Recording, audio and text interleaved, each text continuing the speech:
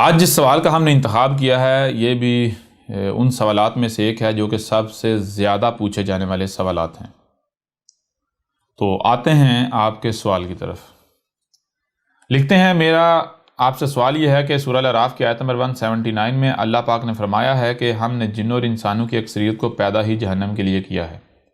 اب جب جنوں اور انسانوں کی اکثریت کو اللہ نے پیدا ہی جہنم کے لیے کیا ہے تو پھر سوال یہ پیدا ہوتا ہے کہ جس کو پیدا ہی جہنم کے لیے کیا گیا وہ چاہے کتنے ہی نیک اعمال کیوں نہ کر لے وہ کیسے جنت میں جا سکتا ہے؟ مثال کے طور پر اگر مجھے پیدا ہی جہنم کے لیے کیا گیا ہے تو میں چاہے ساری زندگی نیک اعمال کرتا رہوں تو عین ممکن ہے میری موت اس حالت میں ہو کہ میں جاؤں ہی جہنم میں، کیونکہ مجھے اللہ نے پیدا ہی جہنم کے لیے کیا۔ تو ایسے میں میرے تمام کے تمام اعمال تو ضائع ہو گئے، اور کیا یہ ظلم عظیم نہیں ہے؟ اس کا مطلب تو یہ ہے کہ اللہ جو ہے وہ ظالم ہے۔ اور پھر کیا بہتر نہیں کہ بندہ کم از کم دنیا میں تو موج مستی کر لے۔ آج جو موقع ملا ہے، جو وقت ملا ہے، جو اختیار ملا ہے، آزادی ملی ہے، بندہ اس کا فائدہ اٹھا لے تاکہ بعد میں یہ پچھتاوا تو نہ ہو کہ کاش ہم دنیا میں ہی کچھ موج مستی کر لیتے، جو وقت ملا تھا اس کا فائدہ اٹھا لیتے اور اپنی مرضی کے مطابق زندگی گزار لیتے۔ یہ بات سمجھ نہیں آ رہی، پلیز اس پر تفصیل کے ساتھ بات کریں، بات ہماری سمجھ میں آ جائے۔ جی میرے پیارے بھائی جو بھی ہیں جنہوں نے یہ سوال ارسال کیا ہے، اور آپ کے علاوہ وہ تمام کے تمام افراد جنہوں نے بھی یہ سوال یا اس سے ملتا جلتا سوال جو ہے وہ ارسال کیا ہے،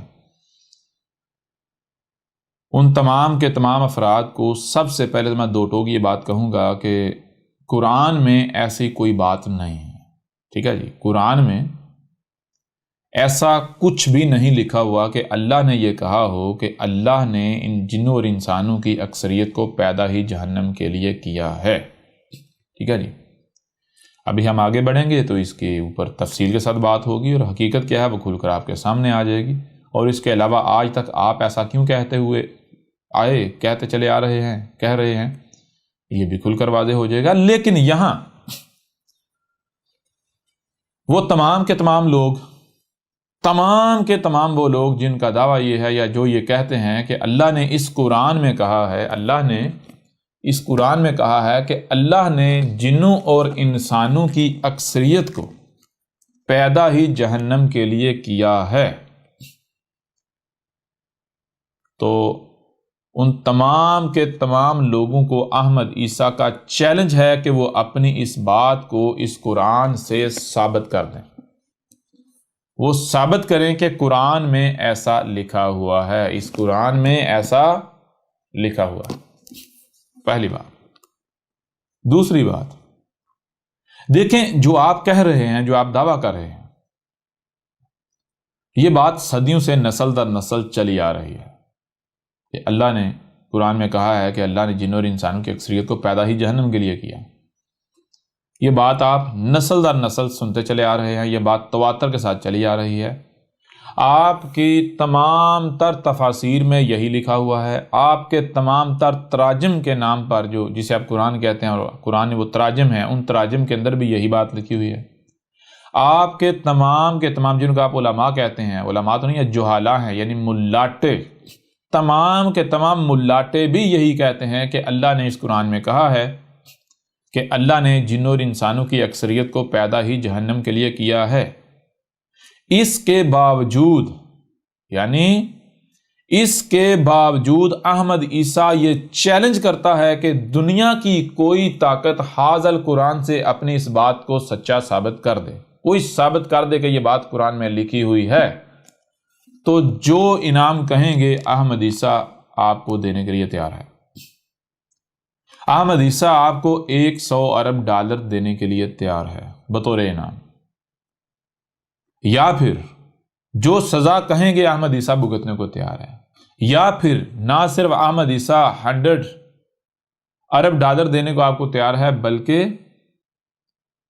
جو سزا کہیں گے وہ بھگتنے کو تیار ہے، یہاں تک کہ منہ مانگا انعام دینے کو تیار ہے، اور ساتھ میں سزا بھگتنے کے لیے بھی تیار ہے، جو سزا آپ تجویز کریں، جو کہ آپ نے تجویز کی ہوئی ہے، ٹھیک ہے جی؟ دنیا کی کوئی طاقت اس بات کو قرآن سے ثابت نہیں کر سکتی۔ جان لیں یہ جو آج تک کہا جاتا رہا اور کہا جا رہا ہے، جو کچھ تفاسیر میں موجود ہے، جو کچھ تراجم کے نام پر شیاطین کے کلام میں موجود ہے، جو کچھ بھی یہ ملاٹے کہہ رہے ہیں، یہ رب العالمین کے اوپر بہتان عظیم ہے، افطراء عظیم ہے۔ اس قرآن میں ایسا کچھ نہیں لکھا ہوا۔ پہلی بات تو ہو گئی ہے۔ اب آئیں دوسری بات کی طرف۔ جو لوگ بھی یہ کہتے ہیں کہ قرآن میں ایسا لکھا ہوا ہے کہ اللہ نے جنوں اور انسانوں کی اکثریت کو جہنم کے لیے پیدا کیا، میں ان سے سوال کرتا ہوں کہ کیا ان کے پاس اس قرآن کا علم ہے؟ کیا وہ جانتے ہیں کہ یہ قرآن کیا ہے؟ اگر یہ بات ثابت ہو جائے کہ ان کو یہ علم ہی نہیں کہ یہ قرآن کیا ہے، تو پھر یہ کیسے دعویٰ کر سکتے ہیں کہ اس قرآن میں جناب یہ بات لکھی ہوئی ہے، یہ بات ہے یا یہ نہیں ہے، فلاں بات ہے یا فلاں نہیں ہے؟ کیسے دعویٰ کر سکتے ہیں؟ پھر ان سے بڑا کوئی مکار، کوئی فاسق، کوئی فاجر، کوئی مجرم ہو سکتا ہے؟ کوئی ذلیل ترین شخص ہو سکتا ہے؟ یہاں یہ بھی آپ کے اوپر واضح ہو جائے گا کہ پھر وہ کون لوگ ہیں جن کے بارے میں اسی قرآن میں کہا گیا کہ یہ قرآن کو بدلنے والے ہیں، یہ اللہ کی بات کو بدلنے والے ہیں، یہ حق کو بدلنے والے ہیں، یہ حق کے ساتھ باطل کو ملانے والے ہیں، یہ حق میں باطل کی آمیزش کرنے والے ہیں۔ ٹھیک ہے جی، یہ بھی آپ کے اوپر کھل کر واضح ہو جائے گا۔ تو میرے پیارے بھائیوں، میری پیاری بہنوں، وہ تمام کے تمام لوگ جو حق کے طلبگار ہیں، جو حق کے طلبگار ہیں، آپ ایسا کریں، اس قرآن کو اٹھا کر دیکھیں۔ اس قرآن میں سورہ زمر ہے، 39 نمبر سورت ہے، اس کی آیت نمبر 23 ہے، 23 نمبر آیت ہے۔ اس آیت میں کیا ہے؟ اللہ نزل احسن الحدیث۔ اس آیت میں اس بات کا جواب دیا گیا کہ اللہ نے کیا اتارا تھا۔ اللہ نزل احسن الحدیث، اللہ نے کیا اتارا تھا؟ اللہ نے جو اتارا تھا کیا تھا؟ احسن الحدیث ہی اتاری تھی۔ اور احسن الحدیث کیا ہے یہاں تفصیل میں نہیں جائیں گے، کیونکہ اس کے اوپر تفاصیل کے ساتھ بات ہو چکی، باقی نشستیں سنیں، ان میں آپ کے اوپر بالکل کھل کر واضح ہو جائے گا۔ مختصراً آپ کے اوپر یہ بات واضح کرتے ہیں کہ اللہ نے کیا اتارا تھا؟ اللہ نے اتارا تھا جب قرآن کو اتارا تب سے لے کر الساعۃ کے قیام تک کے دوران جو کچھ بھی ہونا ہے اس سب کے سب کا ذکر اتارا، وہ سب کا سب ہے۔ ٹھیک ہے جی، اس قرآن میں قرآن سے نزول سے لے کر الساعۃ کے قیام تک کی تاریخ اتاری تھی اللہ نے۔ پہلی بات تو یہ ہو گئی۔ دوسری بات کیا ہے؟ دوسری بات یہ ہے کہ یہ قرآن کیا ہے، اسی آیت میں ایک واضح کر دیا کہ متشابہن، اللہ نے کیا بتایا؟ اللہ نے جو اتارا تھا وہ کیا تھا؟ متشابہن۔ متشابہن شبہ سے ہے۔ شبہ کسے کہتے ہیں؟ شبہ کہتے ہیں کہ جو سامنے نظر آ رہا ہے، جو سامنے نظر آ رہا ہے، حقیقت وہ نہیں ہے۔ حقیقت کیا ہے؟ حقیقت کا علم 100% چھپا دیا گیا۔ حقیقت کیا ہے؟ اس کا علم چھپا دیا گیا۔ جیسا کہ اس سے پہلے بھی آپ کے اوپر واضح کیا تھا، مثال کے طور پر آپ اپنی آنکھوں سے دیکھتے ہیں کہ سورج جو ہے وہ طلوع ہوتا ہے، اوپر نکلتا ہے، اوپر چڑھتا ہے، وہ کمان کی مانند سفر کرتا ہوا پھر جو ہے وہ نیچے جا کر ڈوب جاتا ہے، پھر دوسرے دن اسی طرح ہوتا ہے۔ بظاہر آپ کو اپنی آنکھوں سے نظر آتا ہے کہ سورج جو ہے وہ سفر کر رہا ہے۔ آپ کو زمین نہ صرف چپٹی بلکہ ٹھہری ہوئی نظر آتی ہے، ساکت نظر آتی ہے، لیکن کیا حقیقت یہی ہے؟ آج ہر ایک کے اوپر واضح ہو گیا کہ حقیقت یہ نہیں ہے، حقیقت اس کے بالکل برعکس ہے۔ حقیقت کیا ہے؟ وہ چھپی ہوئی ہے۔ تو یہ جو ظاہر ہے، حقیقت کا چھپے ہوئے ہونا، اور یہ جو ظاہر ہوتا ہے، اسے کہتے ہیں شبہ، اسے کہتے ہیں متشابہ۔ ٹھیک ہے جی، یہ جان لیں، یہ قانون ہے، یہ اٹل حقیقت ہے۔ اب کسی بھی شے کو اپنے سامنے رکھ لیں، کسی بھی شے کو، مثال کے طور پر یہ مارکر ہے، تو اس کے دو پہلو ہیں۔ یہ قانون واضح کر دیا اسی قرآن میں، اس قرآن میں یہ قانون واضح کر دیا کہ ہم نے ہر شے سے اس کا جوڑا خلق کیا ہے، ہر شے سے اس کا جوڑا ہے۔ کوئی بھی شے، کوئی بھی بات ون سائیڈڈ نہیں ہوتی، اس کا جوڑا ہوتا ہے۔ ٹھیک ہے جی، آپ اپنی ہی ذات میں غور کر لیں تو آپ کے اوپر یہ بات کھل کر واضح ہو جائے گی کہ آپ کا بھی جوڑا ہے، یعنی کہ ایک جوڑا دوسرے لحاظ سے مرد عورت، یعنی کہ صرف اس کی بات نہیں ہو رہی، اگر اس باڈی کی بات کریں تو اس کا بھی جوڑا ہے، اسی سے اس کا جوڑا ہے۔ کیا آپ صرف یہ نہیں ہے کہ یہ جو ظاہر نظر آ رہا ہے، بلکہ اس کے برعکس بہت کچھ ایسا ہے جو باطن ہے۔ باطن کیا؟ یعنی جو چھپا ہوا ہے۔ مثال کے طور پر اگر دیکھیں، آپ غور کریں، آپ کا جسم جو ظاہری نظر آ رہا ہے، آپ ظاہری جسم کو لیپا پوتی کرتے رہیں، اس کا خیال کرتے رہیں، لیکن جو باطن ہے اس کا خیال نہیں کریں، اس کو نظر انداز کر دیں، تو نتیجہ کیا نکلے گا؟ آپ کا جسم تباہ ہو جائے گا، آپ کا جسم تباہ ہو جائے گا۔ یہاں سے آپ کے سامنے دو باتیں واضح ہوتی ہیں۔ پہلی بات یہ سامنے آتی ہے، پہلا قانون اور اصول یہ سامنے آتا ہے کہ ہر شے سے اس کا جوڑا ہے، ظاہر اور باطن ہے۔ اگر ظاہر کے پیچھے پڑا جائے گا تو نقصان کا سامنا کرنا پڑے گا۔ ظاہر کل کا کل نہیں ہے، ظاہر حقیقت نہیں ہے، ظاہر فتنہ ہے۔ ظاہر کے پیچھے پڑیں گے تو نقصان کا سامنا کرنا پڑے گا۔ اس وقت تک کوئی بھی کام نہیں کرنا، کوئی بھی بات نہیں کرنی جب تک کہ آپ ظاہر کے ساتھ باطن کو جان نہیں لیتے۔ ٹھیک ہے جی؟ بالکل اسی طرح یہ جو قرآن ہے، اس قرآن کا اس سے جوڑا ہے۔ کون سا جوڑا ہے؟ یہ جو آپ کو نظر آ رہا ہے یہ ظاہر ہے۔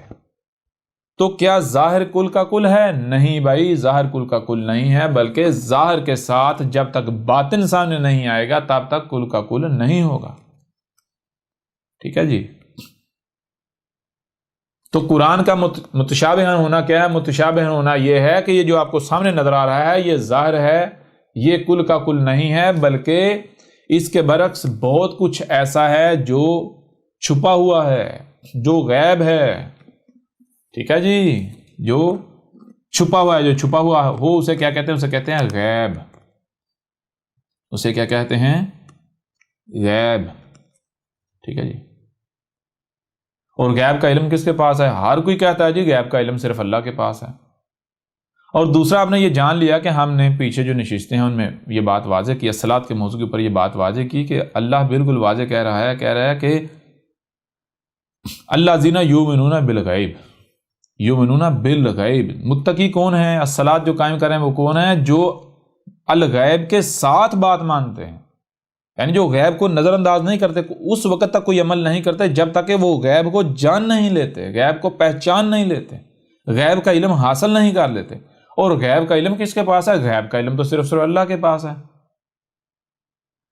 اب کیا کرنا ہے؟ یعنی کوئی بھی کام کرنا ہے، کوئی بھی بات کرنی ہے، اس وقت تک نہیں کرنی جب تک کہ جو چھپا ہوا ہے، جو غیب ہے، اس کا علم آپ کے پاس نہیں آ جاتا۔ تو اس غیب جو ہے اس کا علم کس کے پاس ہے؟ غیب کا علم صرف اللہ کے پاس ہے۔ لہذا کیا کیا جائے گا؟ خود کو اللہ کے آگے جھکایا جائے گا، اللہ کا محتاج بنایا جائے گا۔ اے اللہ، اس وقت تک میں اگر میں کوئی کام کرتا ہوں بغیر غیب کو جانے، یعنی بغیر غیب کے میں عمل کرتا ہوں، تو تباہی ہوگی، خرابی ہوگی، میرا اپنا نقصان ہوگا، باقی کا نقصان ہوگا۔ میں یہ نہیں چاہتا۔ میں چاہتا ہوں جو بات کروں پرفیکٹ کروں، جو کام کروں، جو عمل کروں پرفیکٹ کروں، ہر ایک کا اس میں فائدہ ہو، اس سے فائدہ میرا اپنا، باقیوں کا بھی۔ تو اس کے لیے تو غیب کا علم ہونا لازم ہے۔ تو غیب کا علم تو صرف تیرے پاس ہے۔ لہذا کیا کیجئے؟ خود کو اللہ کے سامنے، رب کے سامنے جھکا دیا جائے۔ جو جھکا دیتے ہیں پھر رب جو ہے وہ غیب کا علم ظاہر کرتا ہے ایسے شخص کے اوپر، اس کی اس بات، اس کے کام سے متعلقہ جو غیب کا علم ہوتا ہے۔ اور یہی قرآن میں بھی کہا گیا، اللہ جو ہے وہ اپنے عباد میں سے جیسے اس کا قانون ہے اس طرح وہ غیب کا علم جو ہے وہ ظاہر کرتا ہے، جیسے چاہتا نہیں، جیسے قانون ہے، من یشاء، جیسے قانون ہے اس کے مطابق جو ہے وہ غیب کا علم ظاہر کرتا ہے۔ بہرحال تو قرآن جو ہے یہ جو آپ کو نظر آ رہا ہے یہ ظاہر ہے، اور ظاہر کل کا کل نہیں ہے۔ اگر آپ اسے حق مان لیتے ہیں، اسے سچ مان لیتے ہیں، تو آپ کے پاس صرف ایک ہی رستہ ہوگا، اور وہ کیا ہے؟ وہ ہے گمراہی۔ ٹھیک ہے؟ گھاٹے کا سودا، خسارے کا سودا۔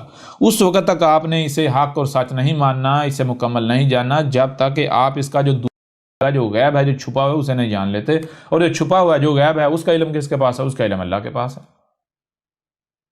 دوسرے پہلے سے بغیر جان لیں، اللہ نزل احسن الحدیث کتابا متشابہا مثانی، یعنی کہ اللہ نے کیا اتارا تھا؟ اللہ نے جو اتارا تھا وہ قرآن کے نزول سے لے کر اسات کی، یعنی جب اتارا تھا اب سے لے کر اسات کے قیام تک کی آسان تاریخ ہے، پہلی بات۔ اور پھر دوسری بات آگے بیچ میں جو جا کر متشابہ ہے، متشابہ کا مطلب کیا ہے؟ یعنی یہ جو سامنے نظر آ رہا ہے یہ حقیقت نہیں ہے، یہ مکمل نہیں ہے۔ حقیقت کیا؟ اس کا علم 100% چھپا دیا گا۔ تو کس نے چھپایا؟ ظاہر بات ہے جس نے یہ قرآن اتارا، جس نے بھیجا، اس نے چھپایا نا۔ اس کو پتا ہے نا اس نے کتنا بھیجا ہے اور کتنا رکھ لیا اپنے پاس۔ رب نے یوں سمجھے کہ آدھی شے بھیج دی، آدھا علم بھیج دیا، آدھا اپنے پاس چھپا کے رکھ دیا۔ اور یہ جو آدھا بھیجا ہے یہ کس طرح کا بھیجا ہے؟ بیچ میں سے بھیجا ہے، بیچ میں سے، انتہائی لمٹڈ، انتہائی تھوڑا، باقی جو ہے درمیان کا وہ چھپا دیا۔ اب یہ کیا ہے یہ اس وقت تک آپ نہیں جان سکتے جب تک کہ آپ جس نے چھپا دیا یعنی اللہ، آپ اپنے آپ کو اس کا محتاج نہیں بناتے، اپنے آپ کو اس کے آگے جھکا نہیں دیتے۔ جو خود کو اللہ کے سامنے جھکائے گا، یعنی جو یہ کہے گا کہ اے ہمارے رب ہم فقیر ہیں تو غنی ہے، تو پھر رب اس کے اوپر جو چھپا ہوا ہے، جو غیب ہے، وہ کھول کر واضح کرے گا۔ اور جو کہے گا نہیں اے اللہ ہم تو غنی ہیں تو فقیر ہے، یعنی تو سزائیں لگا رہا ہے، میری طرف آؤ، میرے علاوہ قرآن کو بیان نہیں کر سکتا، میرے علاوہ قرآن کو بیان نہیں کر سکتا، تو فقیر ہے، تو ایسے سزائیں لگا رہا ہے، آوازیں لگا رہا ہے۔ ہم خود اس قرآن کو بیان کر سکتے ہیں، لہذا وہ کیا کرتے ہیں؟ اپنے تراجم کو، تفاسیروں کو، اپنے بخاریوں کو، بابوں کو، مسلموں کو، ان کے جو روایتیں وہ سارا کچھ یعنی لٹریچر ایک طرف اس قرآن کو رکھتے ہیں، دوسرا وہ سب کچھ رکھ کے کہتے ہیں ہم تو قرآن کو سمجھ رہے ہیں۔ تو یہ کیا ہے؟ یہ آپ اپنے عمل سے یہ دعویٰ نہیں کر رہے کہ اے اللہ تو فقیر ہے اور ہم غنی ہیں، یعنی قرآن میں کیا لکھا ہوا ہے، قرآن میں کس آیت کا کیا مطلب ہے، کیا چھپا ہوا ہے، اس کو جاننے کے لیے ہم تیرے محتاج نہیں ہیں، ہم خود کفیل ہیں، ہم یہ کام خود کر سکتے ہیں۔ یہ اللہ کو یہ نہیں، اور جب آپ یہ دعویٰ کر رہے ہیں کہ اللہ تو فقیر ہے ہم غنی ہیں، ہم خود کفیل ہیں، ہم یہ کام خود کر سکتے ہیں، تو پھر ظاہر بات ہے اللہ آپ کو ہدایت دے گا، اللہ آپ کے اوپر حق واضح کرے گا؟ سوال ہی پیدا نہیں ہوتا۔ تو پھر آپ کہاں جائیں گے؟ جو علم اللہ کے علاوہ کسی کے پاس ہے ہی نہیں، وہ آپ کو کہاں سے مل سکتا ہے؟ آپ اسی قرآن کو لے کر گمراہ ہوں گے یا نہیں ہوں گے؟ اسی قرآن کے ساتھ گمراہی کی طرف جائیں گے یا نہیں جائیں گے؟ بالکل جائیں گے، اس میں کوئی شک و شبہ نہیں۔ لہٰذا ایسے جتنے بھی لوگ یہ دعویٰ کرتے ہیں کہ قرآن میں فلاں بات لکھی ہوئی ہے اور فلاں نہیں، یا مثال کے طور پر جو ہمارا سوال ہے، جو ہم سے سوال کیا گیا کہ اس قرآن میں جی اللہ نے کہا ہے کہ اللہ نے جنوں اور انسانوں کی اکثریت کو جہنم کے لیے پیدا کیا، تو جو لوگ بھی یہ دعویٰ کرتے ہیں میں ان کو چیلنج کرتا ہوں، دنیا کی کوئی طاقت اپنی اس بات کو اس قرآن سے ثابت کر دے، جو انعام کہیں گے احمد عیسیٰ کو دینے کو تیرا، ساتھ جو سزا کہیں گے وہ بھی احمد عیسیٰ بھگتنے کو تیار ہے۔ آج میدان میں آج یہ رب کے اوپر سری بہتان ہے، بہتان عظیم ہے۔ وہ اگر کسی کو پیدا ہی جہنم کے لیے کر دیا گیا تو کل سے اس سے حساب لیا جا سکتا ہے؟ وہ تو کہے گا اللہ تو نے مجھے پیدا جہنم کے لیے کیا تھا، جب پیدا جہنم کے لیے کیا تھا تو میں کیا کر سکتا تھا؟ آج حساب کس بات کا؟ ان عقل کے اندھوں میں رائی برابر عقل نہیں ہے، غور نہیں کرتے، سوچتے نہیں ہیں، سمجھتے نہیں ہیں، بس اندھوں کی طرح اپنے آباء و اجداد کے پیچھے چل رہے ہیں، اندھوں کی طرح اپنے آباء و اجداد کے پیچھے چل رہے ہیں۔ ٹھیک ہے جی، یہ قرآن کیا ہے؟ یہ قرآن متشابہن ہے، اور اس کو اللہ کے علاوہ کوئی دوسرا بیان نہیں کر سکتا، اور اللہ بیان کرتا ہے جیسے اس کا قانون ہے۔ اور آج یہ راز کھول کر واضح کیا گیا، کیوں کیا گیا، اور آج کیوں کھول کر واضح کیا جا رہا ہے؟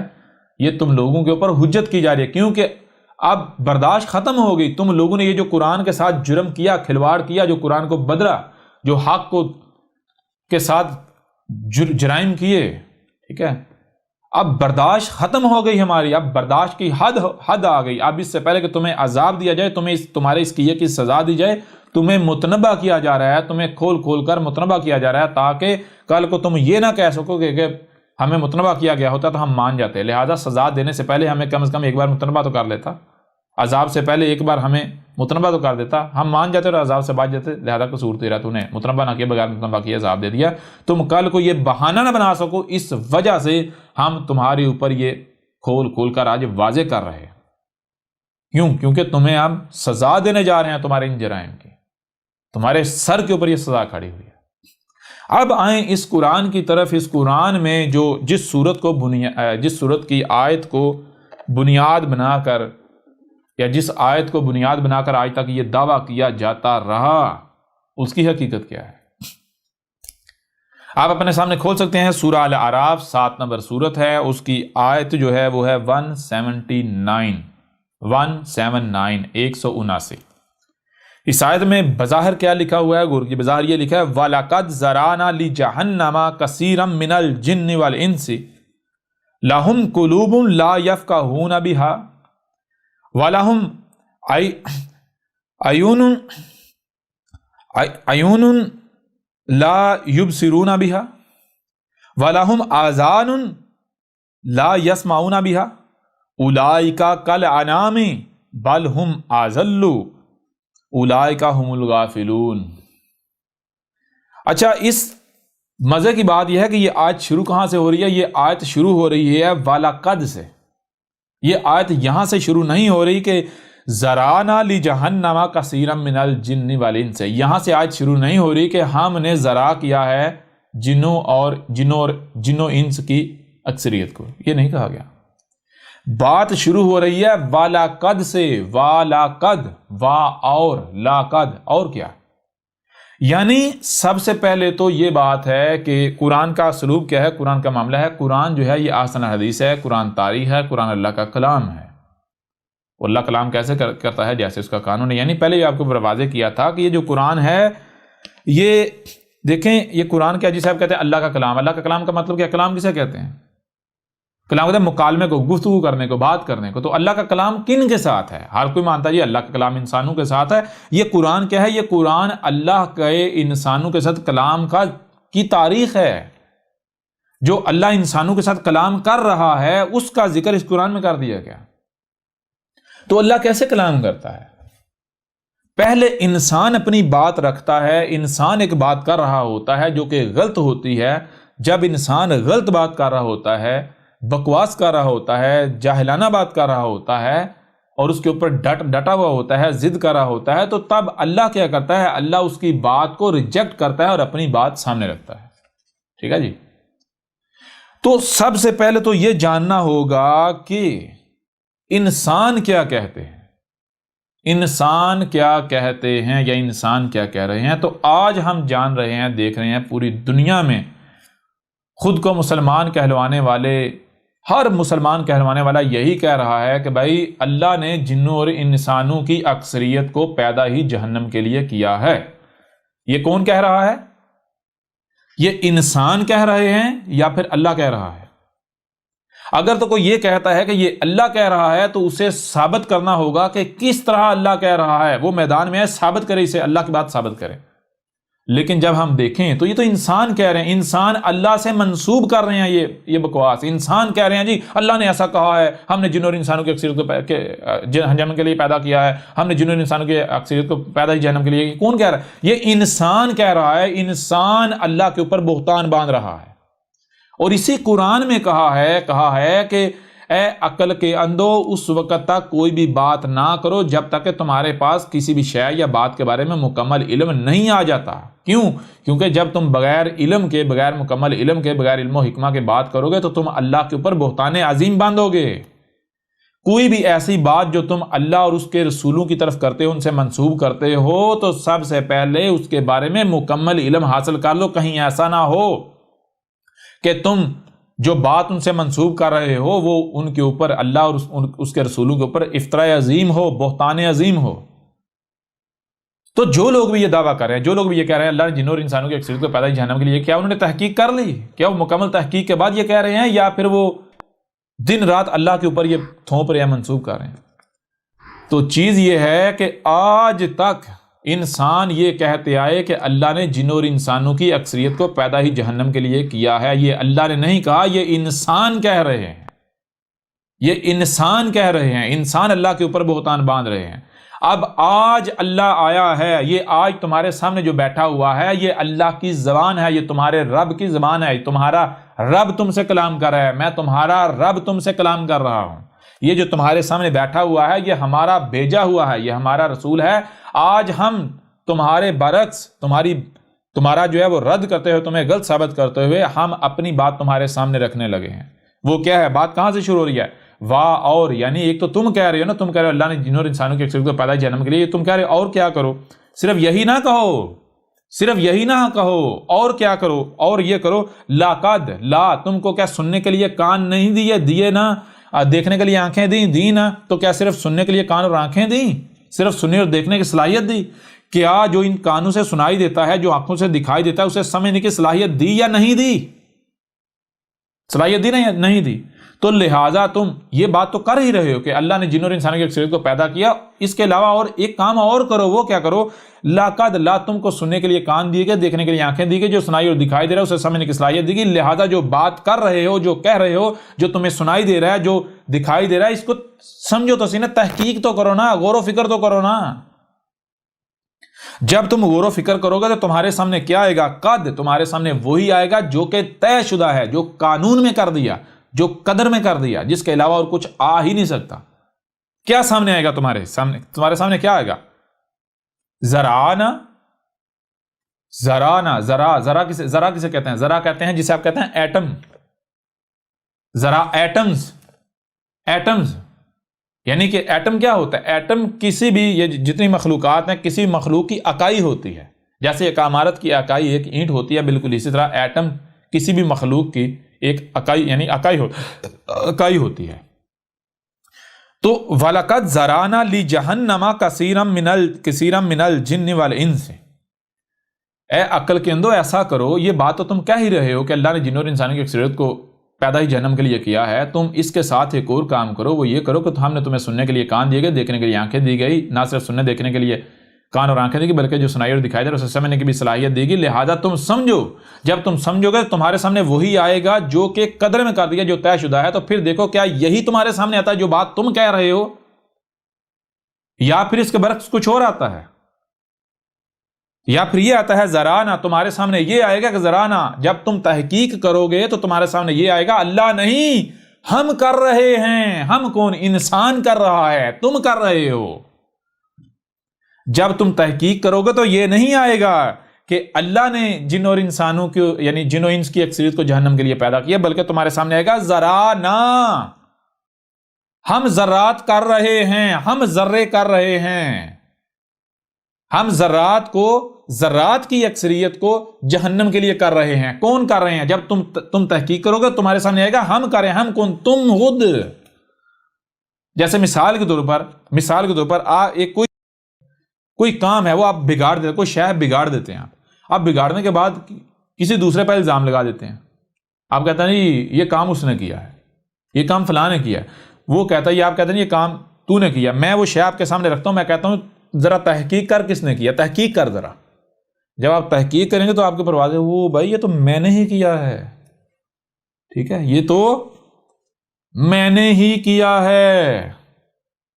تو یہ یہاں جو بات کی وہ یہ کی کہ وَلَقَدْ ذَرَأْنَا لِجَهَنَّمَ كَثِيرًا مِنَ الْجِنِّ وَالْإِنسِ، عقل کے اندو یہ تو تم کہہ رہے ہو کہ اللہ نے جن اور انسانوں کی اکثریت کو پیدا جہنم کے لیے کیا، ایک اور کام کرو، وہ یہ کرو کہ ہم نے تمہیں صرف سننے کے لیے کان اور دیکھنے کے لیے آنکھیں نہیں دیں۔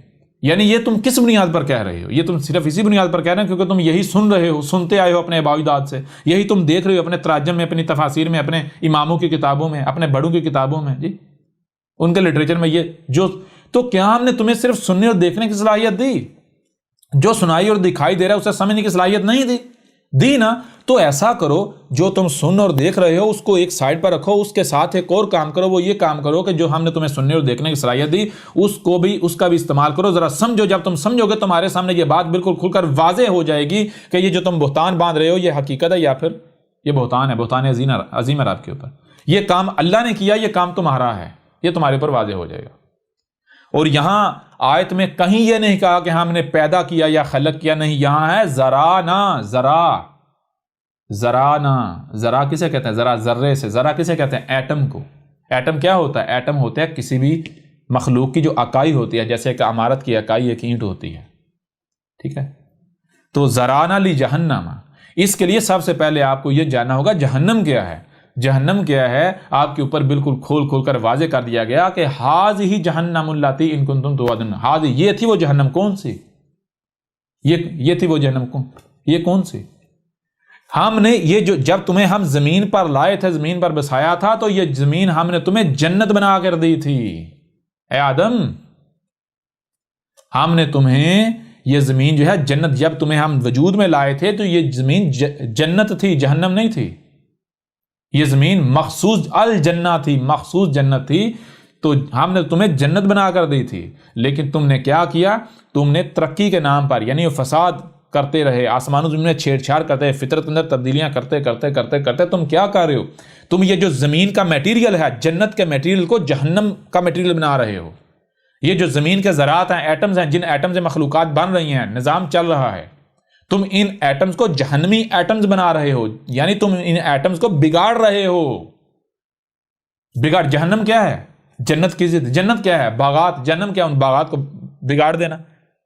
جیسے گاڑی ہے، مثال کو گاڑی ہے، بہترین گاڑی ہے، نرم ملائم سیٹیں، بڑی پرسکون ہے، تو اسے آپ یعنی جنت کہہ لیں. اور جہنم کیا ہے؟ آپ اس گاڑی کو بگاڑ دیں. جی تو جہنم کو آپ اس وقت تک نہیں جان سکتے جب تک کہ آپ جنت کو نہیں جان لیتے. جنت کیا ہے؟ اور بھائی جب ہم تمہیں اس زمین پر لائے تھے تو جان لو یہ زمین الجنہ تھی، مخصوص جنت. یہ زمین جو ہے باغات، پھل پھول اور آبشاروں سے، چشموں سے انتہائی حسین خوبصورت یہ جنت. اس میں رائی برابر بھی نہ کوئی خامی تھی نہ کوئی خرابی تھی، نہ کوئی چیخنے والا داڑنے والا جانور تھا، جاندار تھا، ایسا کچھ بھی نہیں تھا. نہ کوئی بالکل ہی معصوم شریف سا تھا. سب کچھ بیلنس تھا، متوازن تھا. لیکن پھر جب ہم تمہیں لے کر آئے تو تم لوگوں نے کیا کیا؟ تم نے اپنے آپ کو انسان بنایا اور اس کے بعد تم نے کیا کیا؟ تم نے پنگے لینا شروع کر دیے، چھیڑ چھاڑ کرنا شروع کر دی. تم ہمارے شریک بن گئے. تم نیچر کے فطرت کے شریک بن گئے. تم نے نیچر کے اندر فطرت میں مداخلت کرنا شروع کر دی. مداخلت کرتے ہوئے آگے بڑھتے اس سے پہلے ہم جیسے آج جس طرح آج تم آہستہ آہستہ اسٹیپ بائی اسٹیپ آگے بڑھتے مرحلہ آگے بڑھتے آج اس مقام پر پہنچے جسے تم ترقی یافتہ دور کہہ رہے ہو، بالکل اسی طرح تم سے قبل بھی تمہارے آباء و اجداد بھی 6 بار اس مقام پر پہنچے تھے. لیکن اس کے بعد نتیجہ کیا نکلا تھا؟ وہ صفحات سے مٹ گئے تھے. بالکل وہی آج تمہارے ساتھ ہونے جا رہا ہے. لیکن بات یہ ہے کہ جب ہم تمہیں زمین پر لائے، یہ زمین الجنت تھی، تو تم لوگوں نے کیا کیا؟ تم لوگوں نے بگاڑ پیدا کرنا شروع کر دیا، فساد، خرابیاں، نیچر کے ساتھ پنگے لیتے بگاڑ کرتے 2-3-4 لاکھ سال کے اندر تم لوگوں نے اس زمین کو جہنم بنا دیا. ہذہ جہنم اللاتی ان کنتم توعدون. یہ زمین ایسی تھی کہ یہ جنت تھی. اس میں نہ ہی گرمی ایکسٹریم تھی نہ ہی سردی ایکسٹریم تھی. ٹھیک ہے؟ اس میں نہ ہی گرمی ایکسٹریم تھی نہ ہی سردی ایکسٹریم تھی، بالکل درمیانہ موسم تھا. اس میں ہر شے اپنے مقام پر تھی. بیماری کا کوئی تصور نہیں تھا، خامی کا کوئی خرابی کا تصور تک نہیں تھا. کوئی درندے نہیں تھے، کوئی سانپ نہیں تھے، بچھو نہیں تھے، مکھیاں نہیں تھے، گند نہیں تھا. تو یہ تم نے اس زمین کو جہنم بنا دیا. یہ تم جنت سے جہنم کا سفر کر رہے ہو جسے تم ترقی کا نام دیتے ہو. ٹھیک ہے؟ تو لہذا یہ کہا گیا وَلَقَدْ ذَرَانَا لِجَهَنَّمَ كَثِيرًا مِنَ الْجِنِّ وَالْإِنسِ. اے عقل کہندے ہو، یہ بات تو تم کہہ ہی رہے ہو کہ اللہ نے جن اور انسانوں کی اکثریت کو پیدا ہی جہنم کے لیے کیا ہے. یہ تو بات تم کہہ رہے ہو، کس بنیاد پر کہہ رہے ہو؟ صرف اسی بنیاد پر کہہ رہے ہیں جو تم نے سنا وہی کہہ رہے ہو نا، جو دیکھا وہی کہہ رہے ہو نا. تو کیا ہم نے تمہیں صرف سننے اور دیکھنے کی صلاحیت دی؟ جو سنائی اور دکھائی دے رہا ہے اسے سمجھنے کی صلاحیت نہیں دی؟ جب یہ صلاحیتیں دی تو پھر تم غور کیوں نہیں کرتے؟ جب تم غور کرو گے تمہارے سامنے وہی آئے گا جو کیا ہے، قد کیا ہے، جو کہ طے شدہ ہے، جس کے علاوہ اور کچھ سامنے آ ہی نہیں سکتا. جب تم تحقیق کرو گے تو تمہارے اوپر واضح ہو جائے گا کہ یہ جرم ہے، اور یہ جرم اللہ نے نہیں ہم نے کیا ہے. ٹھیک ہے؟ ذرانا، ہم نے جو ذرے ہیں ان کو کیا کریں؟ ہم ذرات بنا رہے ہیں، لی جہنم، جہنم کے لیے بنا رہے ہیں. رب ذرات کیسے بناتا ہے؟ ذرہ کیسے وجود میں آتا ہے؟ ذرہ کسے کہتے ہیں؟ ایٹم کو. ایٹم کس سے وجود میں آتا ہے؟ سب ایٹامک پارٹیکل سے. جب نیچر، کائنات سب ایٹامک پارٹیکل کو جوڑ کر ایٹم بناتی ہے، ذرہ بناتی ہے، تو وہ پرفیکٹ ذرہ ہوتا ہے. پرفیکٹ ذرہ، جنتی ذرہ. جب نیچر، یہ کائنات سب ایٹامک پارٹیکلز کو جوڑ کر جب ایٹمز بناتی ہے، ان ایٹم سے جو بھی مخلوق بنتی ہے، وہ ایٹم کیا ہوتا ہے؟ کسی مخلوق کی اکائی. تو وہ جو ایٹم یعنی اکائیاں جڑ کر کوئی بھی شکل اختیار کرتی ہیں، کوئی درخت بنتا ہے، کوئی جاندار بنتا ہے، کچھ بھی بنتا ہے، تو وہ ہر لحاظ سے پرفیکٹ ہوتا ہے. وہ جنت کا ایٹم ہوتا ہے، جنت کا ذرہ ہوتا ہے. لیکن اے انسانوں، تم نے کیا کیا؟ تم نے کیا کیا؟ تم نے یہ کیا کہ جو سب اٹامک پارٹیکلز ہیں ان کے اندر خرابیاں کرنا شروع کر دی، چھیڑ چھاڑ کرنا شروع کر دی. اب جب وہ سب اٹامک پارٹیکلز مل کر ان سے ایٹمز بنیں گے تو نتیجہ کیا نکلے گا؟ غیر متوازن. جب تم جو سب اٹامک پارٹیکلز ہیں ان کا توازن بگاڑ دو گے، ان غیر متوازن سب اٹامک پارٹیکل سے جو ایٹمز بنیں گے وہ پرفیکٹ ایٹم بنیں گے، وہ پرفیکٹ ذرے بنیں گے، یا پھر وہ غیر متوازن بنیں گے؟ جب غیر متوازن ذرے بنیں گے تو غیر متوازن ذرات سے جو مخلوق بنے گی، اکائیاں جڑ کر جو عمارت بنے گی، جو مخلوق بنے گی، کیا وہ پرفیکٹ ہوگی؟ وہ خراب نہیں ہوگی. اور خراب ہی کو تو جہنم کہتے ہیں. اے گدھے کے بچوں، جہنم تم خود بنا رہے ہو. جہنم کا میٹیریل، ذرا کسے کہتے ہیں؟ ذرات کیا میٹیریل کو. جہنم کا میٹیریل تم خود بنا رہے ہو. یہ زمین ہم نے جنت بنائی تھی. یہ ملاٹو کی عقل میں آنے والی بات نہیں ہے، یہ وہی لوگ سمجھ سکتے ہیں جو خود کو پڑھے لکھے کہلواتے ہیں، جن کے پاس فزکس کا علم ہے، جن کے پاس کیمسٹری کا علم ہے، جن کے پاس میتھمیٹکس کا علم ہے، وہ جانتے ہیں کہ یہ احمد عیسیٰ کی ایک ایک بات حق ہے. ٹھیک ہے، یہ ہے. ہم نے کب قرآن میں کہیں پر بھی یہ نہیں ہے کہ اللہ نے جن اور انسانوں کی اکثریت کو پیدا ہی جہنم کے لیے کیا ہے. اور تمہاری تو ایک ایک بات غلط ہے. یہاں جن اور انسانوں کہاں آ گیا؟ یہاں تو جن والے انس ہے. تمہیں تو یہ نہیں پتا جن کسے کہتے ہیں، تمہیں یہ نہیں پتا انس کسے کہتے ہیں. یہ بھی ہم واضح کریں گے. بہرحال یہاں تک یہ بات سامنے آ جانی چاہیے. تحقیق کرو ذرا، کون ذرات کو جہنمی ذرات بنا رہا ہے؟ کون زمین کا جو میٹیریل ہے جہنمی میٹیریل بنا رہا ہے؟ کون کر رہا ہے؟ غور کرو ذرا. کیا تم توازن نہیں بگاڑ رہے آسمان و زمین کا؟ ہر شے میں پنگے لے کر توازن نہیں بگاڑ رہے؟ اے گدھے کے بچوں، تم کہتے ہو کہ اللہ بیماریاں دیتا ہے، اللہ مارتا ہے، اللہ ظلم کرتا ہے. او گدھے کے بچوں، اللہ ظلم نہیں کرتا. یہ بیماریاں تمہارے اپنے ہاتھوں، تمہارے اپنے کرتوتوں کا نتیجہ ہے. اگر کوئی شخص، اگر کوئی بچہ چھوٹا ہوتا ہی مر جاتا، اس کی ڈیتھ ہو جاتی ہے، تو اس کا ذمہ دار اللہ نہیں ہے، تم لوگ ہو. اگر اس کو مارنا ہی تھا، قتل ہی کرنا تھا، مارنا ہی تھا، تو اللہ اس کا وجود میں ہی کیوں لاتا؟ یہاں تک کہ اس کا خالق اللہ نہیں ہے، وہ خالق میں بھی تم شریک ہو. اللہ، ایک بچہ اللہ کا خلق کردہ ہو اور اس میں کسی قسم کی خرابی ہو، یہ کیسے ہو سکتا ہے؟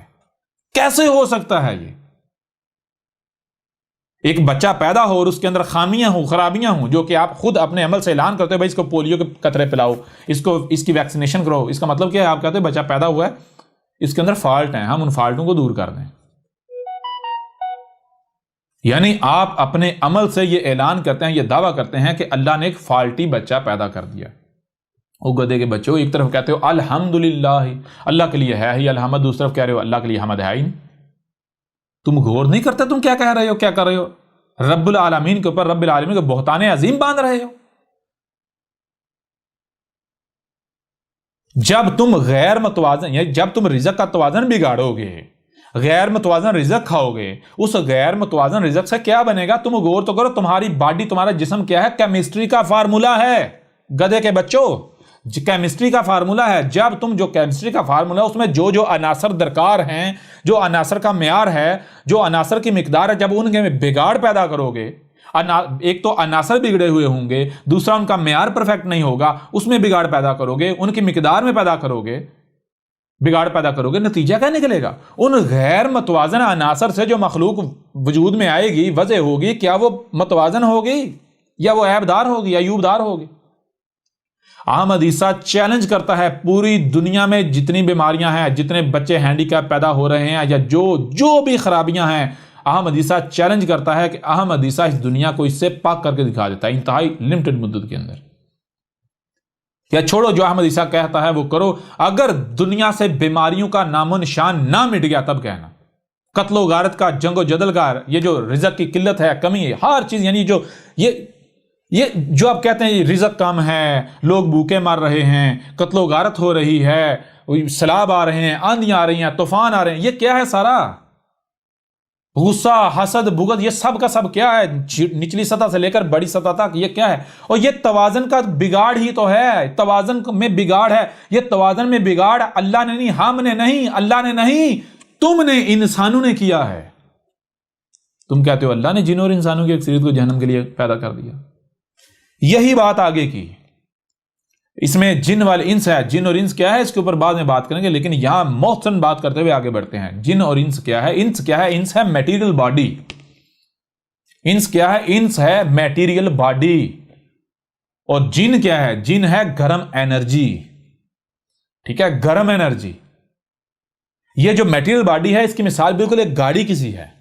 ایک گاڑی کیا؟ گاڑی کا روبوٹ ہوتا ہے. اصل چیز ہوتی ہے اس کے اندر بیٹھا ہوا ڈرائیور. جیسا ڈرائیور ہوگا گاڑی ویسے حرکتیں کرے گی، ویسے عمال کرے گی.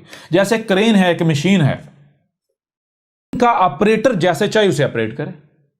اگر ایک مشین جو ہے وہ خرابیاں کر رہی ہے، توڑ پھوڑ کر رہی ہے، تو وہ مشین کا قصور نہیں ہے، اصل میں قصور اس آپریٹر کا جو اسے آپریٹ کر رہا ہے، جو ڈرائیو کر رہا ہے اسے. تو انس کیا ہے؟ انس یہ جو میٹیریل باڈی ہے اسے کہتے ہیں. اس کو کھول کر واضح کریں گے ڈیٹیل کے ساتھ بعد میں بورڈ کے اوپر اپنے موضوع کے تحت. جن کیا ہے؟ جن کیا ہے؟ گرم انرجی. गर्म एनर्जी किसकी जिद है? ठंडी एनर्जी की। ठंडी एनर्जी क्या है? मलाइका, जिन, जिसे यानी कि वो जो इन्होंने दियो मलाई कहानियां बना दी, मलाइका ठंडी एनर्जी है, जिन जो है वो गर्म एनर्जी है। यूं कह रहे हैं मलाइका मतवाजन एनर्जी है, जिन गैर मतवाजन एनर्जी है, ये भी कह सकते हैं।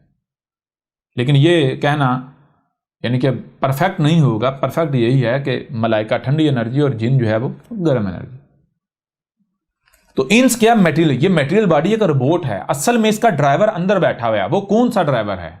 वो है गर्म एनर्जी या ठंडी एनर्जी। अगर आपके अंदर ठंडी एनर्जी है तो आपको मलाइका कहा जाएगा, अल मलाइका नहीं, मलाइका। अल मलाइका मखसूस मलाइका, मखसूस मलाइका कि वो जो अंदर ठंडी एनर्जी है। तो इस कायनात के अंदर वो एनर्जी है जिससे, जैसे मिसाल के तो आज बहरहाल बाद में डिटेल के ऊपर इसके ऊपर बात करेंगे, लेकिन मलाइका ठंडी एनर्जी, ठीक है। और गर्म एनर्जी, अगर कोई बॉडी जो है उसके अंदर गर्म एनर्जी ड्राइव कर रही है तो वो गर्म एनर्जी, गर्म आग क्या कर रही? आग के अंदर अकड़ होती है, आग के अंदर तोड़ना होता है, तबाही होती है, डिस्ट्रक्शन होती है। जिस बशर के अंदर ठंडी एनर्जी होती है उसके अंदर जोड़ होता है, तोड़ नहीं होता। उसके अंदर सब्र होता है, उसके अंदर यानी कि हर लिहाज से सुकून होता है, तवाज़न होता है। बिलावजह गुस्सा नहीं करता, बिलावजह वो तैश में नहीं आता, वो हसद नहीं करता, वो बुग़्ज़ नहीं उसके अंदर होता, उसके अंदर ये जिनसियत नहीं होती। वो हर लिहाज से मुतवाज़न होता है, वो एक कंट्रोल होता है, ठीक है ना। उसका हर लिहाज से अपने ऊपर कंट्रोल होता है। और जिसके अंदर आग होती है, आग क्या है? वो आना खैरुम मिन्हु, मैं इससे खैर हूं, मैं जो सोचता हूं। आग के अंदर तोड़, वो ऐसा गुस्सा, जज्बात, गालियां, बकवासात, जोड़ना नहीं तोड़ना। उसको अगर किसी का कोई फायदा हो रहा है उससे खुशी नहीं होगी, उल्टा उसको वो हसद करेगा, उससे बुग़्ज़ रखेगा, लालच, हसद, बुग़्ज़, ये सारी चीज। तो ये गर्म एनर्जी और ठंडी एनर्जी, ये असल में ये जो लोग मेडिकल यानी कि मेडिकल साइंस के थोड़ा गहरा इल्म रखते हैं या फिर जो केमिस्ट्री का इल्म रखते हैं उनके ऊपर वाज़ेह है, जो फिजिक्स केमिस्ट्री का इल्म है उनके ऊपर वाज़ेह है। असल में ये ह्यूमन बॉडी क्या है? ह्यूमन बॉडी जो है, मैटर जो है, ये एक रोबोट, यानी कि यूं समझिए ये जैसे रोबोट होता है, जैसे गाड़ी है, कोई भी मशीन है। असल चीज़ है इसके अंदर, इसके जब आप कोई भी चीज़ खाते हैं तो असल में वो एनर्जी होती है। एनर्जी ने सेब की या रिज़्क़ की सूरत अख्तियार की हुई होती है। अब जब वो खाते हैं आपके जिस्म के अंदर हो जाता है, उससे कुछ जो है मटेरियल जो है, कुछ मादा जो है मटेरियल, उससे जिस्म बन जाता है, आगे फिर मादा बनता है। और उसमें से कुछ जो मादा है वो वापस, चूंकि एनर्जी मादा बनी होती है, वो वापस एनर्जी में कन्वर्ट होती है।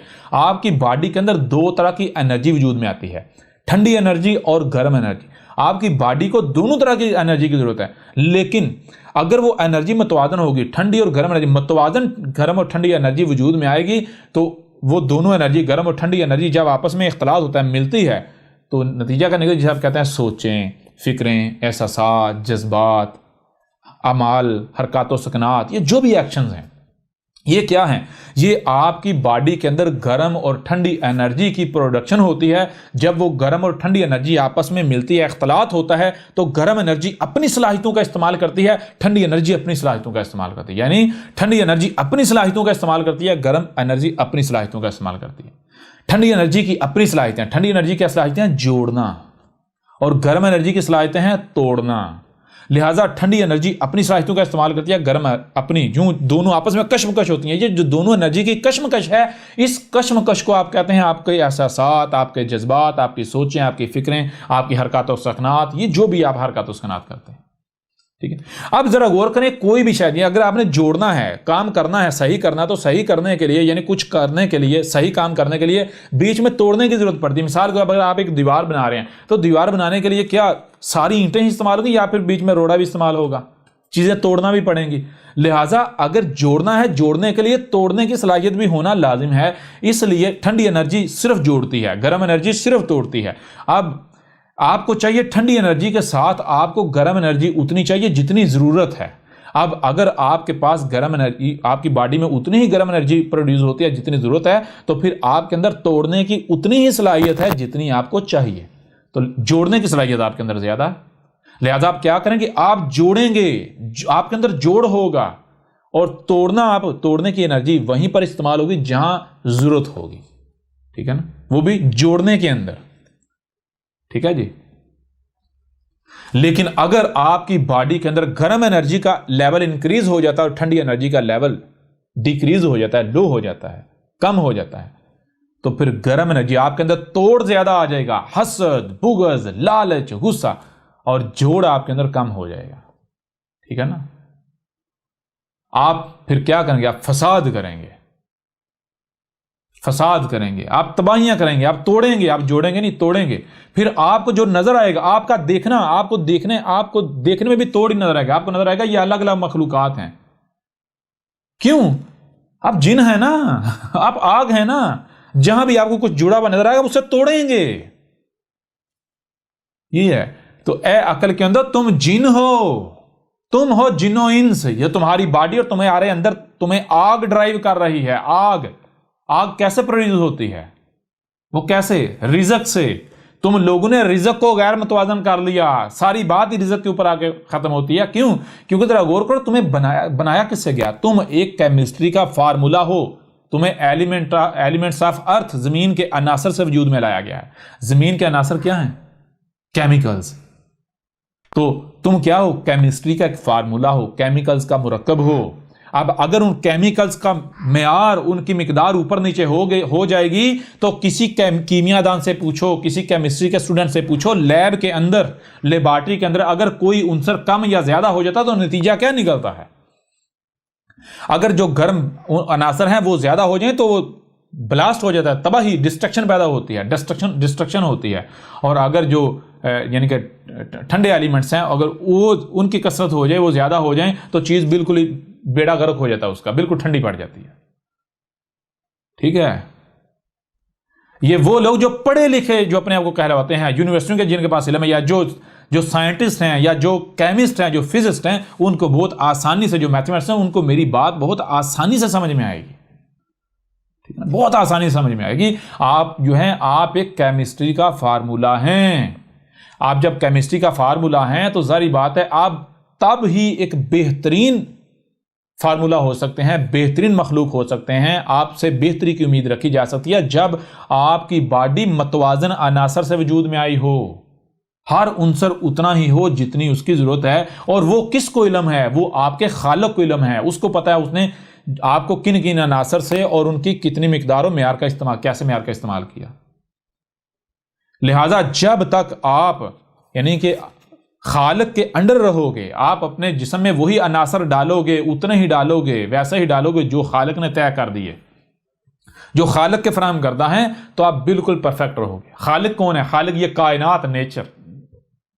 اگر آپ اپنے آپ کو نیچر کے آگے سرنڈر کرتے ہو، ٹھیک ہے نا، آپ ہر لمحے کیمیکلز اپنے جسم میں ڈال رہے ہو، ہر لمحے.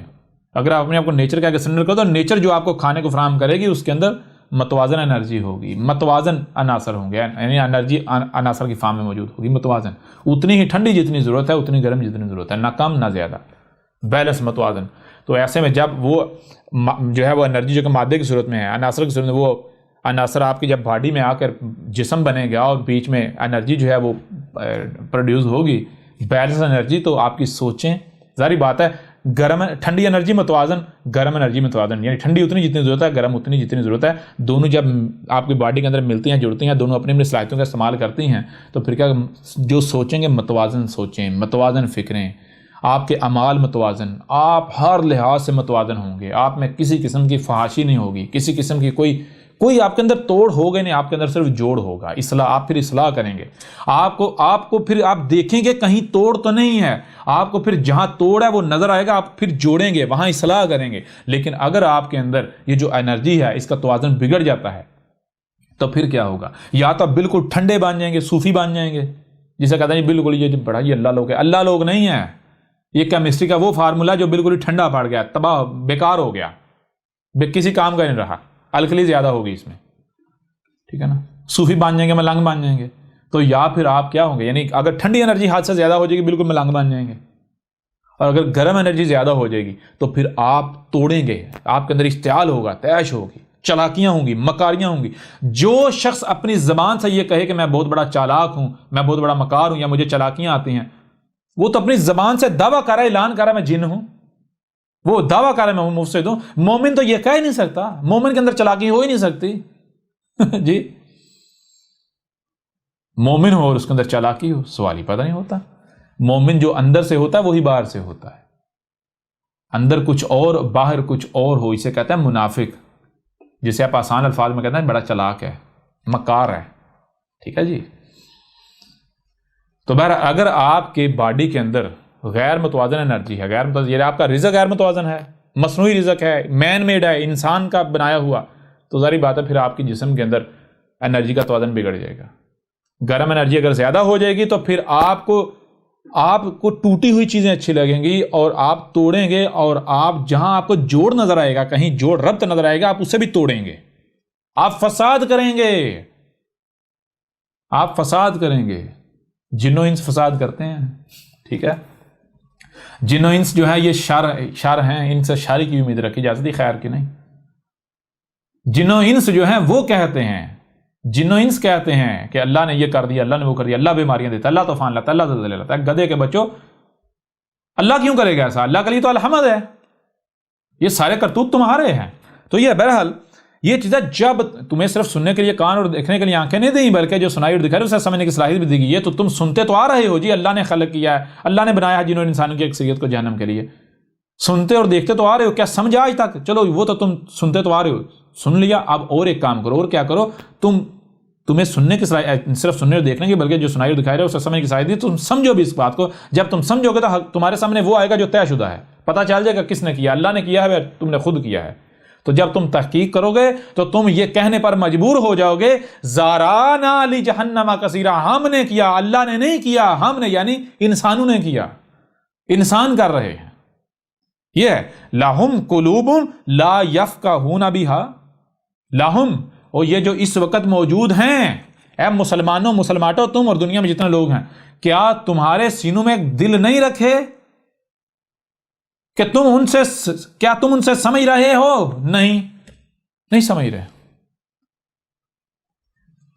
لا یفقہون بہا، تم ان سے نہیں سمجھ رہے، اور اگر تم دل کو اس مقصد کے لیے استعمال نہیں کر رہے کہ دل سے سمجھا جائے، ٹھیک ہے نا، تو پھر تمہارے سینے میں دل کا فائدہ کیا؟ محض خون کا پمپ کرنا، وہ تو جانوروں کے سینے میں بھی پمپ کر رہا ہے، پھر تم میں اور ان جانوروں میں فائدہ کیا، فرق کیا رہ گیا؟ تم میں اور ان میں فرق کیا رہ گیا؟ بہرحال آگے تھوڑا بڑھتے، وَلَهُمْ عَيُونٌ، اور کیا تمہیں آنکھیں نہیں دیں؟ آنکھیں ہیں نا، ہیں آنکھیں یا نہیں؟ تو ان آنکھوں سے دیکھو نا۔ لا یبصرون بہا، اور تم نہیں دیکھ رہے ان سے جی؟ نہیں، آج تو تمہیں دکھایا جا رہا ہے، دکھایا جا رہا ہے، کیوں نہیں دیکھ رہے؟ وَلَهُمْ آذَانٌ، اور تم کو کان نہیں دیے گئے؟ دیے گئے یا نہیں دیے گئے؟ دیے گئے نا۔ لا یسمعون بہا، اور نہیں سن رہے ان کے ساتھ، آج تمہیں سنایا جا رہا ہے، دکھایا جا رہا ہے، سمجھایا جا رہا ہے، تو کیوں نہیں آج سن رہے؟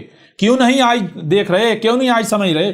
پہلے تو تم سنے، تمہارے آباء و اجداد کہتے ہیں جی اللہ یہ کرتا ہے، اللہ وہ کرتا ہے، تم سن کے مان لیتے رہے، اپنے آباء و اجداد کی تو باتیں سنتے ہو جی، اللہ نے جنوں اور انسانوں کی اکثریت کو جہنم کے لیے پیدا کیا، یہ بات تو سنتے آئے ہو۔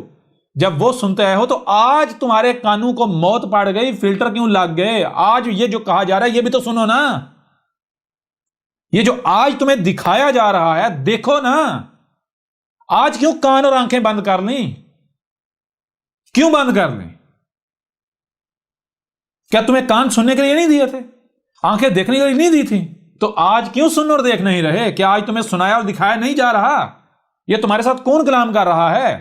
تمہارا رب کلام کر رہا ہے، ہم تم سے کلام کر رہے ہیں۔ لا یسمعون بہا، نہیں سن ان کے ساتھ۔ اولئک کالانعام، یہی ہیں وہ لوگ جو بالکل کن کی طرح ہیں؟ ان جانوروں کی طرح ہیں جن کے گلوں میں پٹے پڑے ہوئے ہوتے ہیں۔ کالانعام، وہ جانور، وہ جاندار جو پالتو ہوتے ہیں، جنگلی جانور نہیں یا دوسرے آزاد نہیں، جو پالتو ہوتے ہیں، پالتو، ٹھیک ہے جی، پالتو جانور جیسے کتا ہے، بکری ہے، گائے ہے، بھینس ہے۔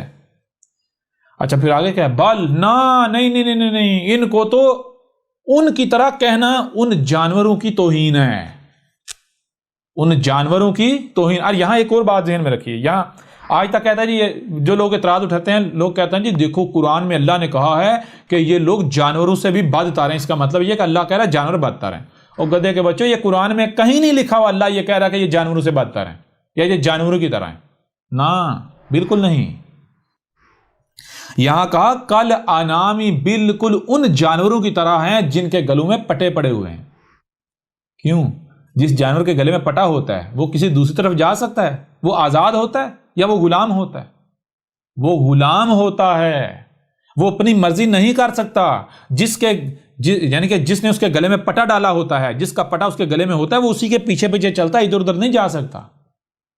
ٹھیک ہے، تو ان لوگوں کا معاملہ ان جانوروں کی طرح ہے، وہ جانور جو پالتو ہوتے ہیں۔ اس طرح یہ لوگ جو ہیں یہ اپنے ملاٹوں کے پالتو ہیں، پالتو کتے، پالتو بھیڑیں، پالتو بکریاں، پالتو بھینسیں ہیں۔ یہ آگے کہا بل، نہیں بھائی، ان کو ان کے ساتھ کمپیئر کرنا ان جانوروں کی بھی توہین ہے۔ کیوں؟ کیونکہ وہ تو بیچارے ظاہری بات ہے پھنس گئے، اب ان کا تو مقصد ہی یہی ہے جی، انہوں نے ان کو غلام جو بنا لیا ہوا ہے، یہ انسان نے وہ جنگلوں سے ان کو اپنا غلام بنا سدھارتے ان کو یعنی بنا ہی ایسا دیا، اب ان کا بیچاروں کا کیا قصور ہے؟ ان کو ان کے ساتھ کمپیئر کرنا ان جانوروں کی توہین ہے۔ بلکہ کیا ہے؟ ہم اضلوا،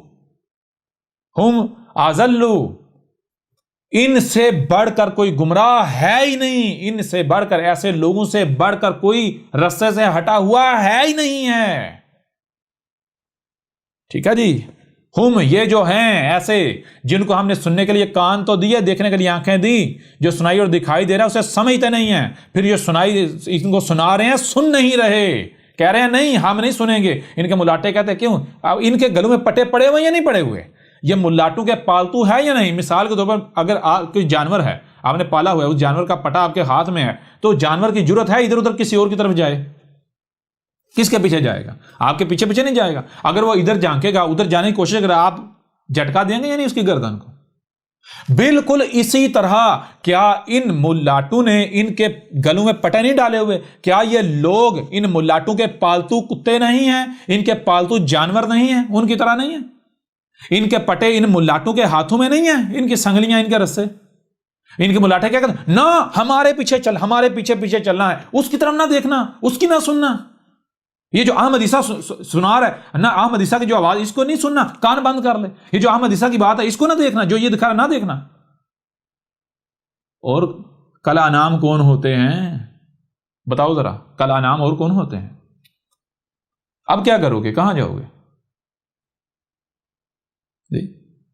اولئک کل انعام،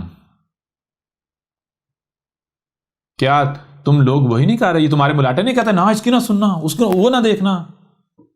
اب تو کہتا ہے سارے فرقوں کی سنو، لیکن احمد عیسیٰ کی نہیں سننا، احمد عیسیٰ کی بات نہیں سننا۔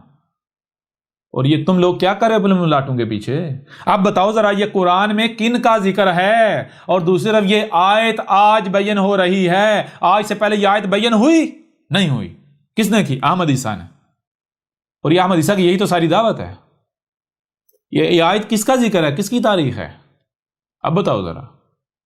بہرحال کل اولئک کل انعام بل ہم اضل، اور ان کو ان جانوروں کے ساتھ کمپیئر کرنا ان جانوروں کی توہین ہے۔ کیوں؟ وہ تو بیچارے مجبور ہیں، ٹھیک ہے، لیکن یہ ان کے پاس تو عقل تو ہے نا، کیا ان کو عقل نہیں دی؟ ان کو اختیار نہیں دیا؟ وہ جانور تو اختیار لیس ہے نا، وہ ان کے محتاج ہیں۔ لیکن کیا تم محتاج ہو؟ کیا ملاٹوں نے تمہارے گلوں میں پٹے ڈال لیے، تمہیں اپنا قیدی بنایا ہوا ہے، اپنا غلام بنایا ہوا ہے؟ کیا تمہیں ہم نے اختیار نہیں دیا کہ تم پٹا اتار کا پھینک دو؟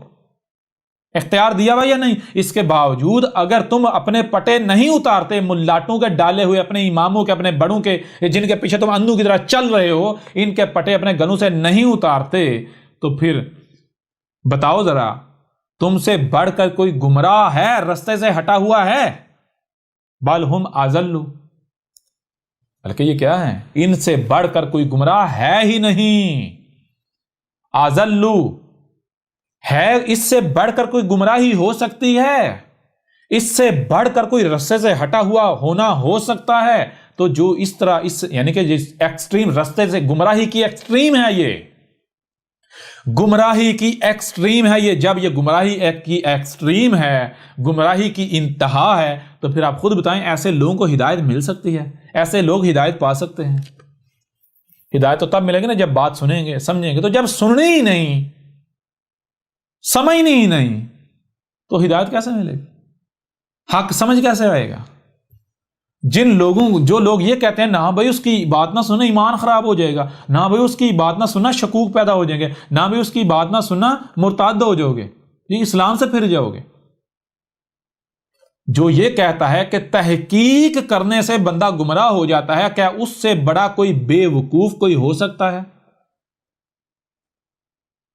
وہ تحقیق کرنے سے چیزیں سمجھ میں آتی ہیں یا پھر بندہ گمراہ ہوتا ہے؟ جی اگر ایک مشین ہے، کوئی گاڑی ہے، اس کے بارے میں آپ کے پاس علم نہیں ہے، آپ کہتے ہیں نہیں میرے پاس علم ہے، میں اس گاڑی کے بارے میں سارا کچھ جانتا ہوں، میرے پاس علم ہے، آپ کو کہا جاتا ہے بتاؤ، اس کے بارے میں سوالات کیے تھے، آپ کے پاس کوئی جواب نہیں، تو آپ کو کہا جاتا ہے بھائی آپ کے لیے بہتر یہ ہے پہلے تحقیق کر لو، یعنی گاڑی میں تحقیق کر لو، گاڑی کو دیکھو، گاڑی کی ریزننگ کرو، سوچو بچار کرو، اس میں دیکھو کیا ہے، کیسے فنکشن ہوتے ہیں. آپ کہتے ہیں نا میں اگر تحقیق کروں گا میں گمراہ ہو جاؤں گا، تو آپ سے بڑا کوئی بیوقوف ہے کوئی؟ آپ تحقیق سے کیوں ڈرتے ہیں؟ آپ تحقیق سے اس لیے ڈرتے ہیں کہیں ہمارے آباء و اجداد غلط ثابت نہ ہو جائیں. او گدھے کے بچوں، تمہارے آباء و اجداد غلط ثابت ہو جائیں گے، تمہارے آباء و اجداد اگر غلط ثابت ہو جائیں گے تو کیا ان کو، مجھے یہ بتاؤ کہ ان کو یہ حق دیا گیا کہ نہیں بھائی تمہارے ہی پیچھے چلنا ہے؟ ان کے پاس یہ اتھارٹی سے کہ آنکھیں بند کر کے ان کے پیچھے چلا جائے؟ یا پھر اگر غلط ثابت ہو جائیں تو ان کو ترک کر دو؟ کوئی خوف کھانے کی ضرورت ہے اگر وہ غلط ثابت ہو جائیں؟ تمہیں تو خوش ہونا چاہیے کہ ہم ابراہیم کی مثل بنیں. جیسے ابراہیم نے اس کے آباء و اجداد غلط ثابت ہوئے تو اس نے اس دین کو ٹھوکر مار دی، جوتے کی نوک پر رکھا اور جو حق ہے اس کی طرف لپکا. تمہیں تو خوش ہونا چاہیے کرنے، تو تمہیں خوف لاحق ہے. اگر تمہارے آباء و اجداد غلط ثابت ہو جاتے ہیں تو تمہیں تو خوش ہونا چاہیے، چلو اچھا ہے ہم بچ گئے گمراہی سے. گمراہی کے پیچھے تو نہیں چلنا، گمراہوں کے پیچھے تو نہیں چلنا. لیکن یہاں ہے معاملہ بالکل الٹا ہے، بالکل غور نہیں کرتے. اولئک ھم الغافلون، یہی تو ہیں. یہ کون سے لوگ؟ یہ وہ والے جو آج اس وقت دنیا آپ دیکھ رہے ہیں، یہ خود کو مسلمان کر رہے ہیں، غفلت میں ڈوبے ہیں، غفلت میں پڑے ہوئے ہیں، یہ کوئی فکر ہی نہیں ہے ان کو، کوئی فکر نہیں، کوئی احساس نہیں، کچھ بھی نہیں. اب بہرحال میں آپ سے سوال کرتا ہوں، اب بتائیں ذرا، کیا قرآن میں، یہ جو قرآن ہے اس میں ایسی کوئی بات لکھی ہوئی ہے کہ اللہ نے یہ کہا ہے کہ اللہ نے جنوں اور انسانوں کی اکثریت کو جہنم کے لیے پیدا کیا ہے؟ کچھ ایسا لکھا ہوا ہے؟ بالکل نہیں لکھا ہوا ہے. اب آئیں جو یہ دعویٰ کرتے ہیں میدان میں آئیں، اور جو ملاٹے، جو پھکی فروش، جنہوں نے تراجم میں، تفاسیر میں، یا جو یہ کہہ رہے ہیں، اپنے گریبان میں جھانکیں اس سے پہلے کہ عذاب ان کے اوپر مسلط کر دیا جائے. اس سے بڑھ کر تمہارے لیے اور کوئی عذاب ہے کہ تمہیں ذلیل و رسوا کیا جا رہا ہے؟ ایک بندہ اگر ڈنکے چوٹ پر ایک بات کرتا ہے، وہ کہتا ہے جی میں جو بات کر رہا ہوں سچ کہہ رہا ہوں، اگر اسے غلط ثابت کر دیا جاتا ہے تو اس کے لیے اس سے بڑھ کر کوئی ذلت ہو سکتی ہے؟ ہو سکتی ہے؟ تم لوگ آج تک 14 صدی اتنے یقین سے، اتنے اعتماد کے ساتھ یہ بکواسات کر رہے تھے، رب کے اوپر، ہمارے اوپر بہتانات باندھ رہے تھے. آج ہم نے تمہیں پکڑ کے غلط ثابت کر دیا، اس سے بڑی کوئی ذلت اور ہو سکتی ہے؟ ہو سکتی ہے کوئی؟ اب بھی اگر تمہارے اندر ایک رائی برابر بھی غیرت ہے، تم کہتے ہو نا ہم تو جو حق کی طرف رجوع کرنے والے ہیں، تو آؤ یا تو احمد عیسیٰ کو، ہمیں، یہ تمہارا رب تم سے کلام کر رہا ہے، ہمیں غلط ثابت کرو یا پھر رجوع کر لو، ورنہ جان لو یہ حق ہے، اور حق کو حق حاصل ہے کہ اسے مانا جائے. ٹھیک ہے جی، حق کو حق حاصل ہے کہ حق کو مانا جائے. رب کیا ہے؟ حق. باطل اس وقت تک پنپناتا ہے، اس وقت تک دندناتا ہے، اس وقت تک اس کے پاس وقت ہوتا ہے جب تک حق آ نہیں جاتا. حق لا شریک ہے. جب حق آ گیا تو پھر جان لو حق اپنا شریک برداشت نہیں کرتا، لیکن حق کا معاملہ کیا ہے؟ حق ظلم نہیں کرتا، حق ظالم نہیں ہے، ٹھیک ہے؟ حق کیا ہے؟ حق یہ ہے کہ اگر کوئی غلط ہے، اگر کوئی دشمنی کر رہا ہے، اگر کوئی نقصان پہنچا رہا ہے، کوئی خرابی کر رہا ہے، تو پہلے اسے زبان سے سمجھایا جائے، اور زبان سے اس طرح سمجھایا جائے کہ کسی قسم کا دباؤ نہ اس کے اوپر ڈالا جائے، اس طرح اس کے سامنے حق رکھا جائے کہ اگر وہ مانے تو دل سے مانے، اگر وہ کفر کرنے والا ہے تو وہ کفر کر دے۔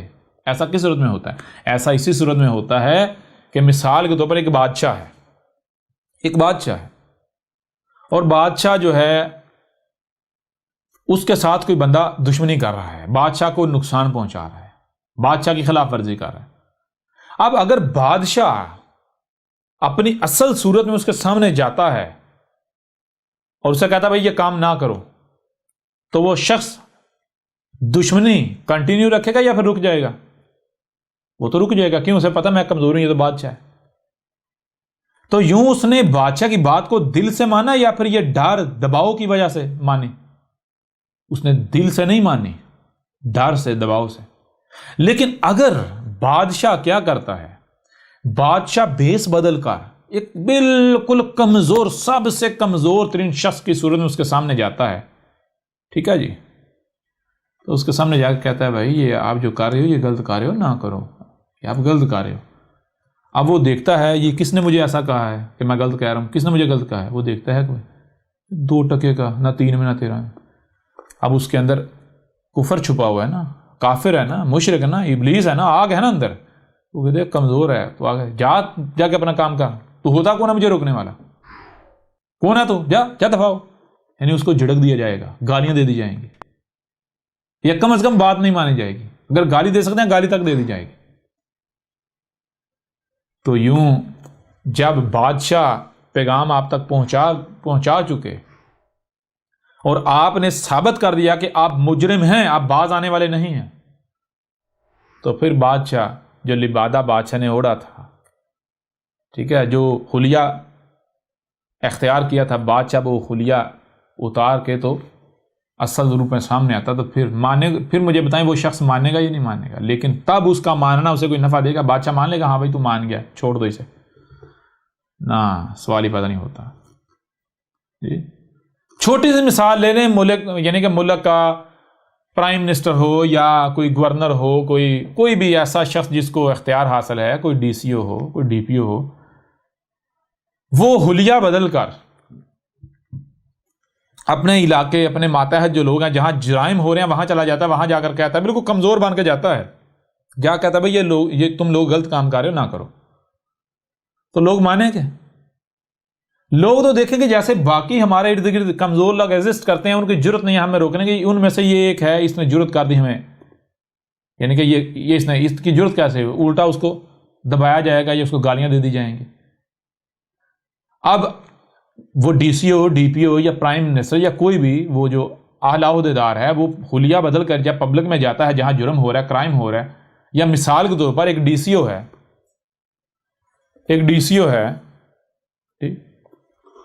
وہ بازار میں جاتا ہے، بازار میں شکایات آتی ہیں، بازار میں جو ہے وہ جو دام طے شدہ ہیں، حکومتی دام، ان سے تجاوز کیا جا رہا ہے، اس سے زیادہ جو ہے وہ داموں میں اشیاء فروخت کی جا رہی ہیں، تو لوگوں کو پریشانی کا سامنا ہے، ٹھیک ہے جی، اس سے غربت بڑھ رہی ہے، لوگ بھوک سے زیادہ مر رہے ہیں، بھوک کا شکار ہو رہے ہیں۔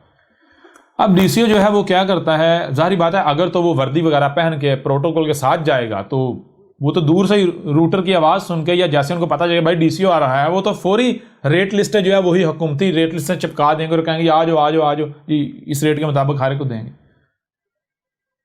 تو یہ تو وہ جیسے ہی یعنی کہ ڈی سی او واپس جائے گا پھر وہی حرکتیں کرنا شروع کر دیں گے۔ اب اگر واقعتاً اس کو روکنا ہے، وہ جو جرم ہو رہا ہے جرم کو روکنا ہے، تو ڈی سی او کیا کرے؟ ڈی سی او ایسا کرے کہ بیس بدل کر جائے اور جا کر، یعنی کہ جس ٹھیلے والے یا جس دکاندار کے بارے میں یہ شکایت آئی ہے کہ وہ جرم کر رہا ہے، تو اس کے پاس جائے بالکل کمزور سی حالت میں، تو جا کر کہے، یعنی کہ کوئی شے خریدے تو جب قیمت کی باری پوچھے کتنے کی ہے، تو وہ جب قیمت زیادہ بتائے تو کہے بھائی یہ اس کی قیمت، یعنی کہ اس کا اصل ریٹ تو یہ ہے حکومتی کاغذات میں، جو آفیشیل ریٹ ہے وہ تو یہ ہے، آپ تو یہ زیادہ لے رہے ہو. تو وہ دیکھے گا آپ کمزور ہو، وہ کہے گا اگر لینا تو پیسے دے، نہیں تو جا دفع ہو جا، نکل جا، میں نے نہیں دینا. تو وہ باہر نکلے، اس کو نوٹ کر لے یہ مجرم ہے. اس طرح کرتے کرتے اگر کوئی واقعتاً مجرم نہ ہوا، یعنی جس نے دیکھا بھائی جو لالچ میں آ گیا، اس نے دیکھا دیکھی، اس نے بھی ریٹ انکریز کر لیا، اس نے کہا بھائی جہاں باقی سب بیچ رہے ہیں میں بھی انکریز کر لیتا ہوں تھوڑا، تو اس کے پاس آپ جاتے ہیں، یعنی جو اندر سے صاف ہے، ٹھیک ہے نا، جو مجرم نہیں ہے، جس کے اندر ابھی بھی یعنی وہ احساس ہے، جذبات ہیں، دکھ درد فیل کرتا ہے دوسروں کا. آپ جاتے ہیں اس سے، جب شے لیتے ہیں پوچھتے ہیں کتنا ریٹ، جب وہ یعنی وہی حد سے زیادہ ریٹ بتاتا ہے تو آپ کہتے ہیں بھائی یہ آفیشیل ریٹ تو، سرکاری ریٹ تو یہ ہے. تو وہ کیا کہے گا، وہ کہ ٹھیک ہے یار آپ ایسا کرو، دو مجھے اتنا ہی دے دو، لے جاؤ. تو وہ اگر آپ اسے کہیں کہ بھائی پھر آپ جب مجھے دے رہے ہیں تو باقیوں کے ساتھ ظلم کیوں کر رہے ہو، ظلم نہیں ہے، تو اس کا ضمیر اسے ملامت کرے گا، تو وہ گالیاں نہیں دے گا، وہ کہے گا ہاں بھائی واقعتاً آپ کی بات تو ٹھیک ہے، کیا فرق پڑے گا اس سے 2-4 روپے سے، یا کہ اس میں کیا بنا لوں گا، ہو سکتا ہے یہ میرا کسی اور طرف نکل جائے. یعنی اس کو اندر یہ چیزیں آنا شروع ہو جائیں گی کہ جب میں یہ حرام کما رہا ہوں یا غلط طریقے سے پیسہ اکٹھا کر رہا ہوں یا لوگوں کا حق کھا رہا ہوں، تو کل ہو سکتا ہے میرا بچہ اس کا ایکسیڈنٹ ہو جائے، کچھ بھی ہو جائے، یہ کوئی بیماری آ جائے، کوئی آفت آ جائے، اور یہ جو میں نے اکٹھا کیا ہے اس کے ساتھ جو میری محنت کمائی وہ بھی چلی جائے، ڈوب جائے. لہٰذا وہ اب ڈی سی او کیا کرے، وہ لسٹ بنا لے مجرمین کی، بعد میں پھر وردی پہن کے آئے، پکڑو ان کو 2,000. پھر وہ اگر کہیں جی ہم ریٹ کم کر لیتے ہیں سر ہمیں معاف کر دو، تو کیا ڈی سی او مانے گا؟ کبھی بھی نہ مانے گا. بالکل اسی طرح آج تمہارے اوپر حق کھول کھول کر واضح کیا جا رہا ہے. حق کو حق حاصل ہے کہ حق کو مانا جائے، لیکن حق کیا ہے؟ حق ہے، حق ظالم نہیں ہے. حق جب سامنے آتا ہے تو وہ بالکل ایسی صورت میں آتا ہے، بالکل کمزور صورت جسے کہتے ہیں، تاکہ جب حق سامنے آئے تو جو کفر کرنے والا ہے وہ دل سے کفر کرے، وہ جو ماننے والا ہے وہ دل سے مانے. یوں جب فرق ہو جائے، مجرمین واضح ہو جائیں، تو بعد میں پھر چونکہ حق کو حق حاصل ہے، پھر حق کے پاس صرف زبان ہی تو نہیں ہے نا. حق کیا ہے؟ حق پرفیکشن کیا ہے؟ حق کیا ہے؟ حق صرف زبان نہیں، وجود میں ہاتھ بھی ہیں. تو پھر ہاتھ حرکت میں آتے ہیں، لاتیں حرکت میں آتی ہیں. جب زبان اپنا کام، اپنی ذمہ داری مکمل کر لیتی ہے تو لاتیں حرکت میں آتی ہیں، ہاتھ حرکت میں آتے ہیں. پھر جب ہاتھ حرکت میں آتے ہیں، لاتیں حرکت میں آتی ہیں، تو وہ جو لاتوں کے بھوت ہوتے ہیں وہ پھر مانتے ہیں، لیکن ان کا ماننا انہیں کوئی نفع نہیں دیتا، کوئی فائدہ نہیں دیتا. بالکل اسی طرح آل فرعون بھی مانے تھے، فرعون بھی مانا تھا، وہ گزشتہ اقوام بھی مانی تھی، تمہارے آباء و اجداد بھی مانے تھے. لہٰذا اے ملاٹو، اے مجرمین، آج تمہارے پاس آخری موقع ہے، جان لو. یہ اگر تم یہ سوچ رہے ہو، تمہارا گمان یہ ہے کہ یہ آج 4 دن چیخے گا، چلائے گا، اس کے بعد چپ کر جائے گا یا قتل ہو جائے گا، مر کھپ جائے گا، ہماری دکانداریاں ایسے ہی چلتی رہیں گی، تو جان لو یہ تمہارا زن ہے، زن کی اتباع کر رہے ہو. اگر کسی کے اندر رائی برابر بھی عقل ہے نا، تو صرف اتنا غور کر لے کہ ایک لمحے کے لیے مان لیں کہ جس عذاب سے احمد عیسیٰ متنبہ کر رہا ہے، ایک لمحے کے لیے مان لیا جائے وہ عذاب نہیں آئے گا، دنیا سے ہی چلتی رہے گی. ایک لمحے کے لیے یہ مان لیا جائے کہ دنیا سے ہی چلتی رہے گی. اس کے باوجود ذرا تھوڑا سا غور تو کرو، جو احمد عیسیٰ نے تمہارے اسلام کے ساتھ کر دیا ہے، اس کی جڑیں کاٹ کے رکھ دی، اس کو جڑوں سے اکھاڑ کے نکال دیا. جی اگر دنیا ایسے ہی چلتی رہتی ہے، 8 10 20 سال بعد، 30 سال بعد تمہارے اسلام کے ساتھ کیا ہوگا؟ یہ کہاں پر کھڑا ہوگا؟ جی جو احمد عیسیٰ نے کر دیا. آج اگر تم جو ہے وہ نہیں مان رہے، تو کیا تمہیں گارنٹی ہے کہ ہم اپنی نسلوں کی بھی اپنے جیسے بنائیں گے؟ جو تمہارا جو تعلیمی نظام ہے، اپنے بچوں کو اسکولوں میں بھیجتے یا نہیں بھیجتے؟ بھیجتے ہو نا. وہ تعلیمی نظام تمہارے سے بالکل ڈیفرنٹ. تم اپنے بچوں کی تربیت اتنی نہیں کر رہے جتنی یہ اسکولوں کالج کر رہے ہیں، یہ سسٹم، یہ معاشرہ کر رہا ہے. ٹھیک ہے، جو عیسائیت سی ایک وقت تھا، عیسائیت بھی تمہاری طرح متشدد تھی، عیسائیت بھی سمجھتی. عیسائیت جب حق سامنے آتا تھا تو عیسائیت جو ہے وہ بھی آگے سے یہی حرکتیں کرتی جو تم کر رہے ہو. لیکن کیا عیسائیت بچی؟ نہیں بچی. ٹھیک ہے، جب عیسائیت نہیں بچی، اور اگر بالفرض مان لیے دنیا سے ہی چلے، تو کیا تمہارا بچے گا اتنا تو عیسائیت کے ساتھ نہیں ہوا جتنا تمہارے ساتھ ہو گیا، تمہارے اسلام کے ساتھ احمد عیسیٰ نے کر دیا ہے۔ یعنی اگر تم غور فکر کرنے والے ہو، عقل والے ہو، تو تمہیں تو چونک جانا چاہیے بھائی۔ آج اگر ہم احمد عیسیٰ کی مخالفت کر کے، اس کے ساتھ دشمنی کر کے اگر تھوڑی موج مستی کر بھی لیتے ہیں، اور اگر دنیا ایسے چلتی رہتی ہے جس عذاب سے متنبع کر رہا ہے وہ نہیں بھی آتا، تو کل کو دنیا ہمیں جوتے مارے گی، تاریخ ہمیں جوتے مارے گی، ہماری جو اولادیں ہیں، ہماری نسلیں جو ہیں، وہ منہ دکھانے کے قابل نہیں رہیں گی۔ ٹھیک ہے نا، وہ منہ دکھانے کے قابل نہیں رہیں گی۔ تمہیں تو یہ فکر لاحق ہونی نہیں چاہیے۔ پھر حقیقت حق ہے، حق یہ ہے کہ اگر تم تھوڑا سا بھی غور کر لو، پہلی بات یہ ہے کہ یہ جو آج تمہارے سامنے آیا ہے، کیا یہ حق نہیں ہے؟ دنیا کی کوئی طاقت باطل ثابت کر سکتی ہے؟ نہیں نہ کر سکتی، یہ حق ہے نا۔ جب یہ حق ہے تو پھر حق کیا ہے؟ حق اپنا شریک برداشت نہیں کرتا، حق لا شریک ہے۔ اب جب حق سامنے آ گیا ہے تو جان لو حق اپنے شریک کو برداشت نہیں کرے گا۔ اس وقت حق زبان سے وارننگ دے رہا ہے، زبان سے وارن کر رہا ہے، اور جب زبان اپنا کام مکمل کر لے گی تو پھر ڈنڈا چلے گا، پھر حق اپنا آپ منوائے گا۔ حق کسے کہتے ہیں؟ حق کہتے ہیں جیسے سائنسی زبان میں، یہ جو جدید جو تہذیب ہے اس کی زبان میں کہتے ہیں لا آف فزکس۔ ٹھیک ہے جی، لا آف فزکس، جیسے یہ جسے آپ کہتے ہیں کہ جو گریوٹی ہے، لا آف فزکس یا لاز آف نیچر، نیچر اپنے لاز کو منواتی ہے۔ ٹھیک ہے، تو یہ جو ہو رہا ہے یہ کیا ہے؟ یہ لا آف نیچر ہے۔ ٹھیک ہے جی، یہ لا آف نیچر ہے، یہ تمہیں ماننا پڑے گا۔ ٹھیک ہے، یہ لا آف فزکس ہے، یہ تمہیں ماننا پڑے گا۔ دیکھتے ہیں کیسے نہیں مانو گے۔ مانو گے لیکن اس طرح جیسے فرعون مانا تھا، جیسے تمہارے آباؤ اجداد مانے تھے، اس طرح۔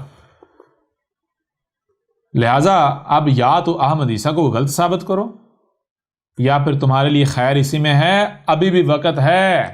جو تم لوگوں نے عہد کیا تھا، اقرار کیا تھا کہ جب تم میں ہمارا رسول آ جائے اور رسول کی تصدیق اس میں موجود ہو جو تمہارے دونوں ہاتھوں کے درمیان ہے، جس کے ساتھ تم انسانیت کے رہنمائی کے دعوے دار بنے ہوئے ہو، تو پھر تم نے کیا کرنا ہے؟ نہ صرف اسے تسلیم کرنا بلکہ اس کی نصرت کرنی ہے۔ اور اگر تم نصرت نہیں کرتے، نہیں مانتے، پھر جاتے ہو، تو پھر جان لو اللہ فقیر نہیں ہے، اللہ کا کوئی نقصان نہیں ہے، مارے تم جاؤ گے۔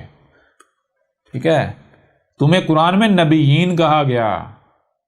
نبیین اردو میں کیا کہتے ہیں؟ جو یہ بتاتے ہیں دنیا میں آنے کا مقصد کیا ہے، کیا کرنا ہے، کیا نہیں کرنا۔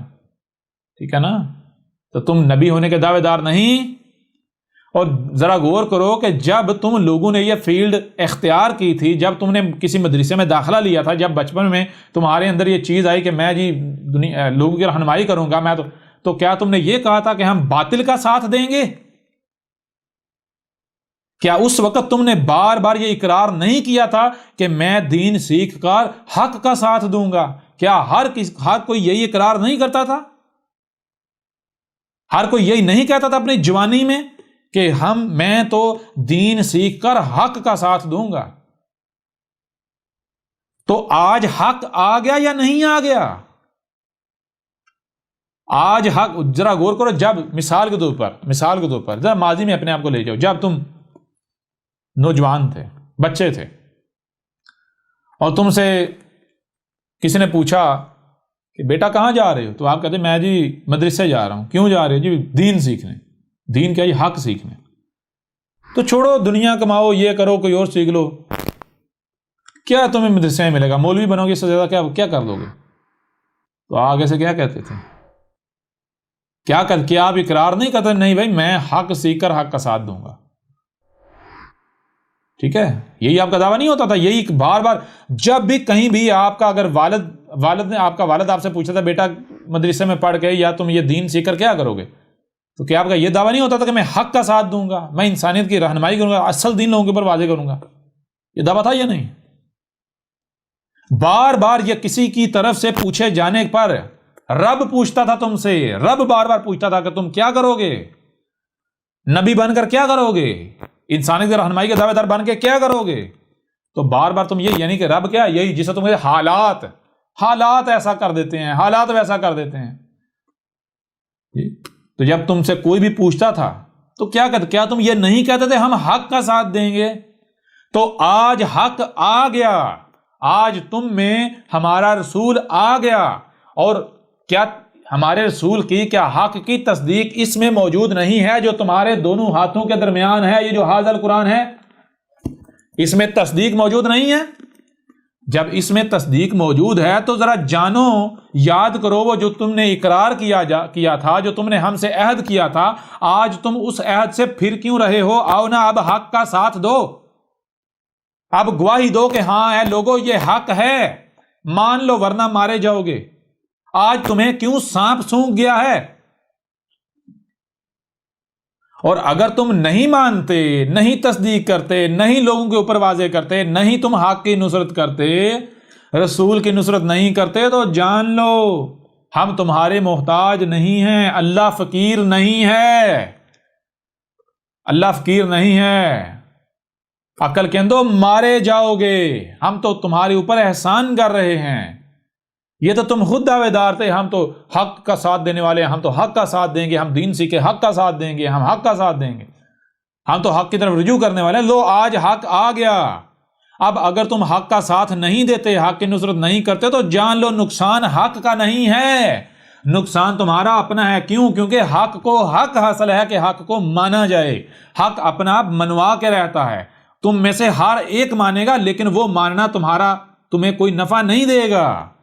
تم مانو گے لیکن وہ ماننا تمہیں نفع نہیں دے گا. لہذا آج تمہارے پاس آخری موقع ہے. ٹھیک ہے؟ یہ جتنے بھی پھکی فروش ہو، جتنے بھی ملاٹے ہو، جتنے بھی، اگر تم میں سے کوئی ایک بھی ایسا ہے جو یعنی کہ جو لوگوں کی ملامتوں سے ڈر رہا ہے، خوف کھا رہا ہے، یعنی کہ اس وجہ سے گواہی نہیں دے رہا کہ لوگ کیا کہیں گے، یہ ہو جائے گا، وہ ہو جائے گا، میرے پر زمین تنگ ہو جائے گی، یا پھر وہ یہاں تک کہ کوئی اس انتظار میں ہے کہ کوئی پہل کرے اور میں اس کے پیچھے گواہی دوں، اس کے پیچھے کھڑا ہو جاؤں، تو جان لو پھر بھی تم جرم کرو گے. تم تو خود کہتے ہو محمد ہمارا رسول ہے. اسی قرآن کو اٹھا کے دیکھو کیا اس میں کہا گیا. وہ عقل کے اندر لوگوں کی ملامتوں کی پرواہ نہیں کرو. اگر تم واقعتاً جانتے ہو، واقعتاً مانتے ہو کہ اللہ جو ہے وہ غنی ہے، اللہ کو کوئی نقصان نہیں پہنچا سکتا، اللہ سے بڑھ کر کوئی طاقتور نہیں ہے، تو پھر تم مجھے یہ بتاؤ کہ یہ حق کیا ہے؟ اللہ کا کام ہے یا نہیں؟ اللہ کی بات ہے یا نہیں؟ جب تم اللہ کے ساتھ کھڑے ہو جاؤ گے تو بے شک پوری دنیا ہی تمہارے خلاف کیوں نہ ہو جائے، کیا اللہ تمہیں نقصان پہنچنے دے گا؟ یہ احمد عیسیٰ تمہارے سامنے ہے. ذرا غور کرو جو کردار احمد عیسیٰ ادا کر رہا ہے. آج تک کسی کی جرت تھی یہ باتیں کرتا؟ جرت تھی کسی کی؟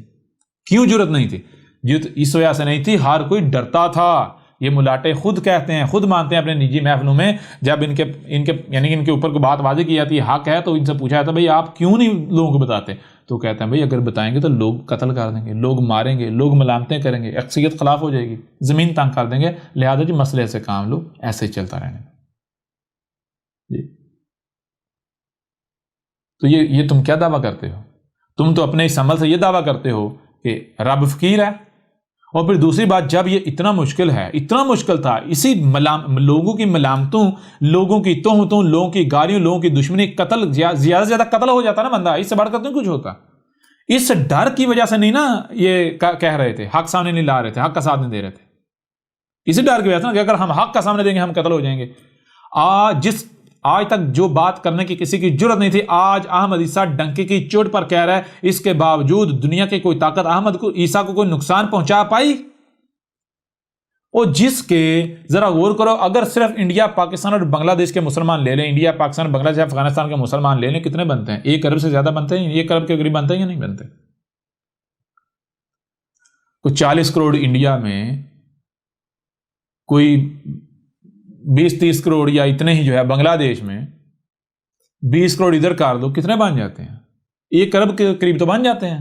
1 ارب تو بن جاتے ہیں. 1 ارب میرے دشمن ہیں احمد عیسیٰ کے، جو دن رات احمد عیسیٰ کو تلاش کر رہے ہیں قتل کرنے کے لیے. اس کے باوجود کیا کوئی کامیاب ہو سکے کامیاب؟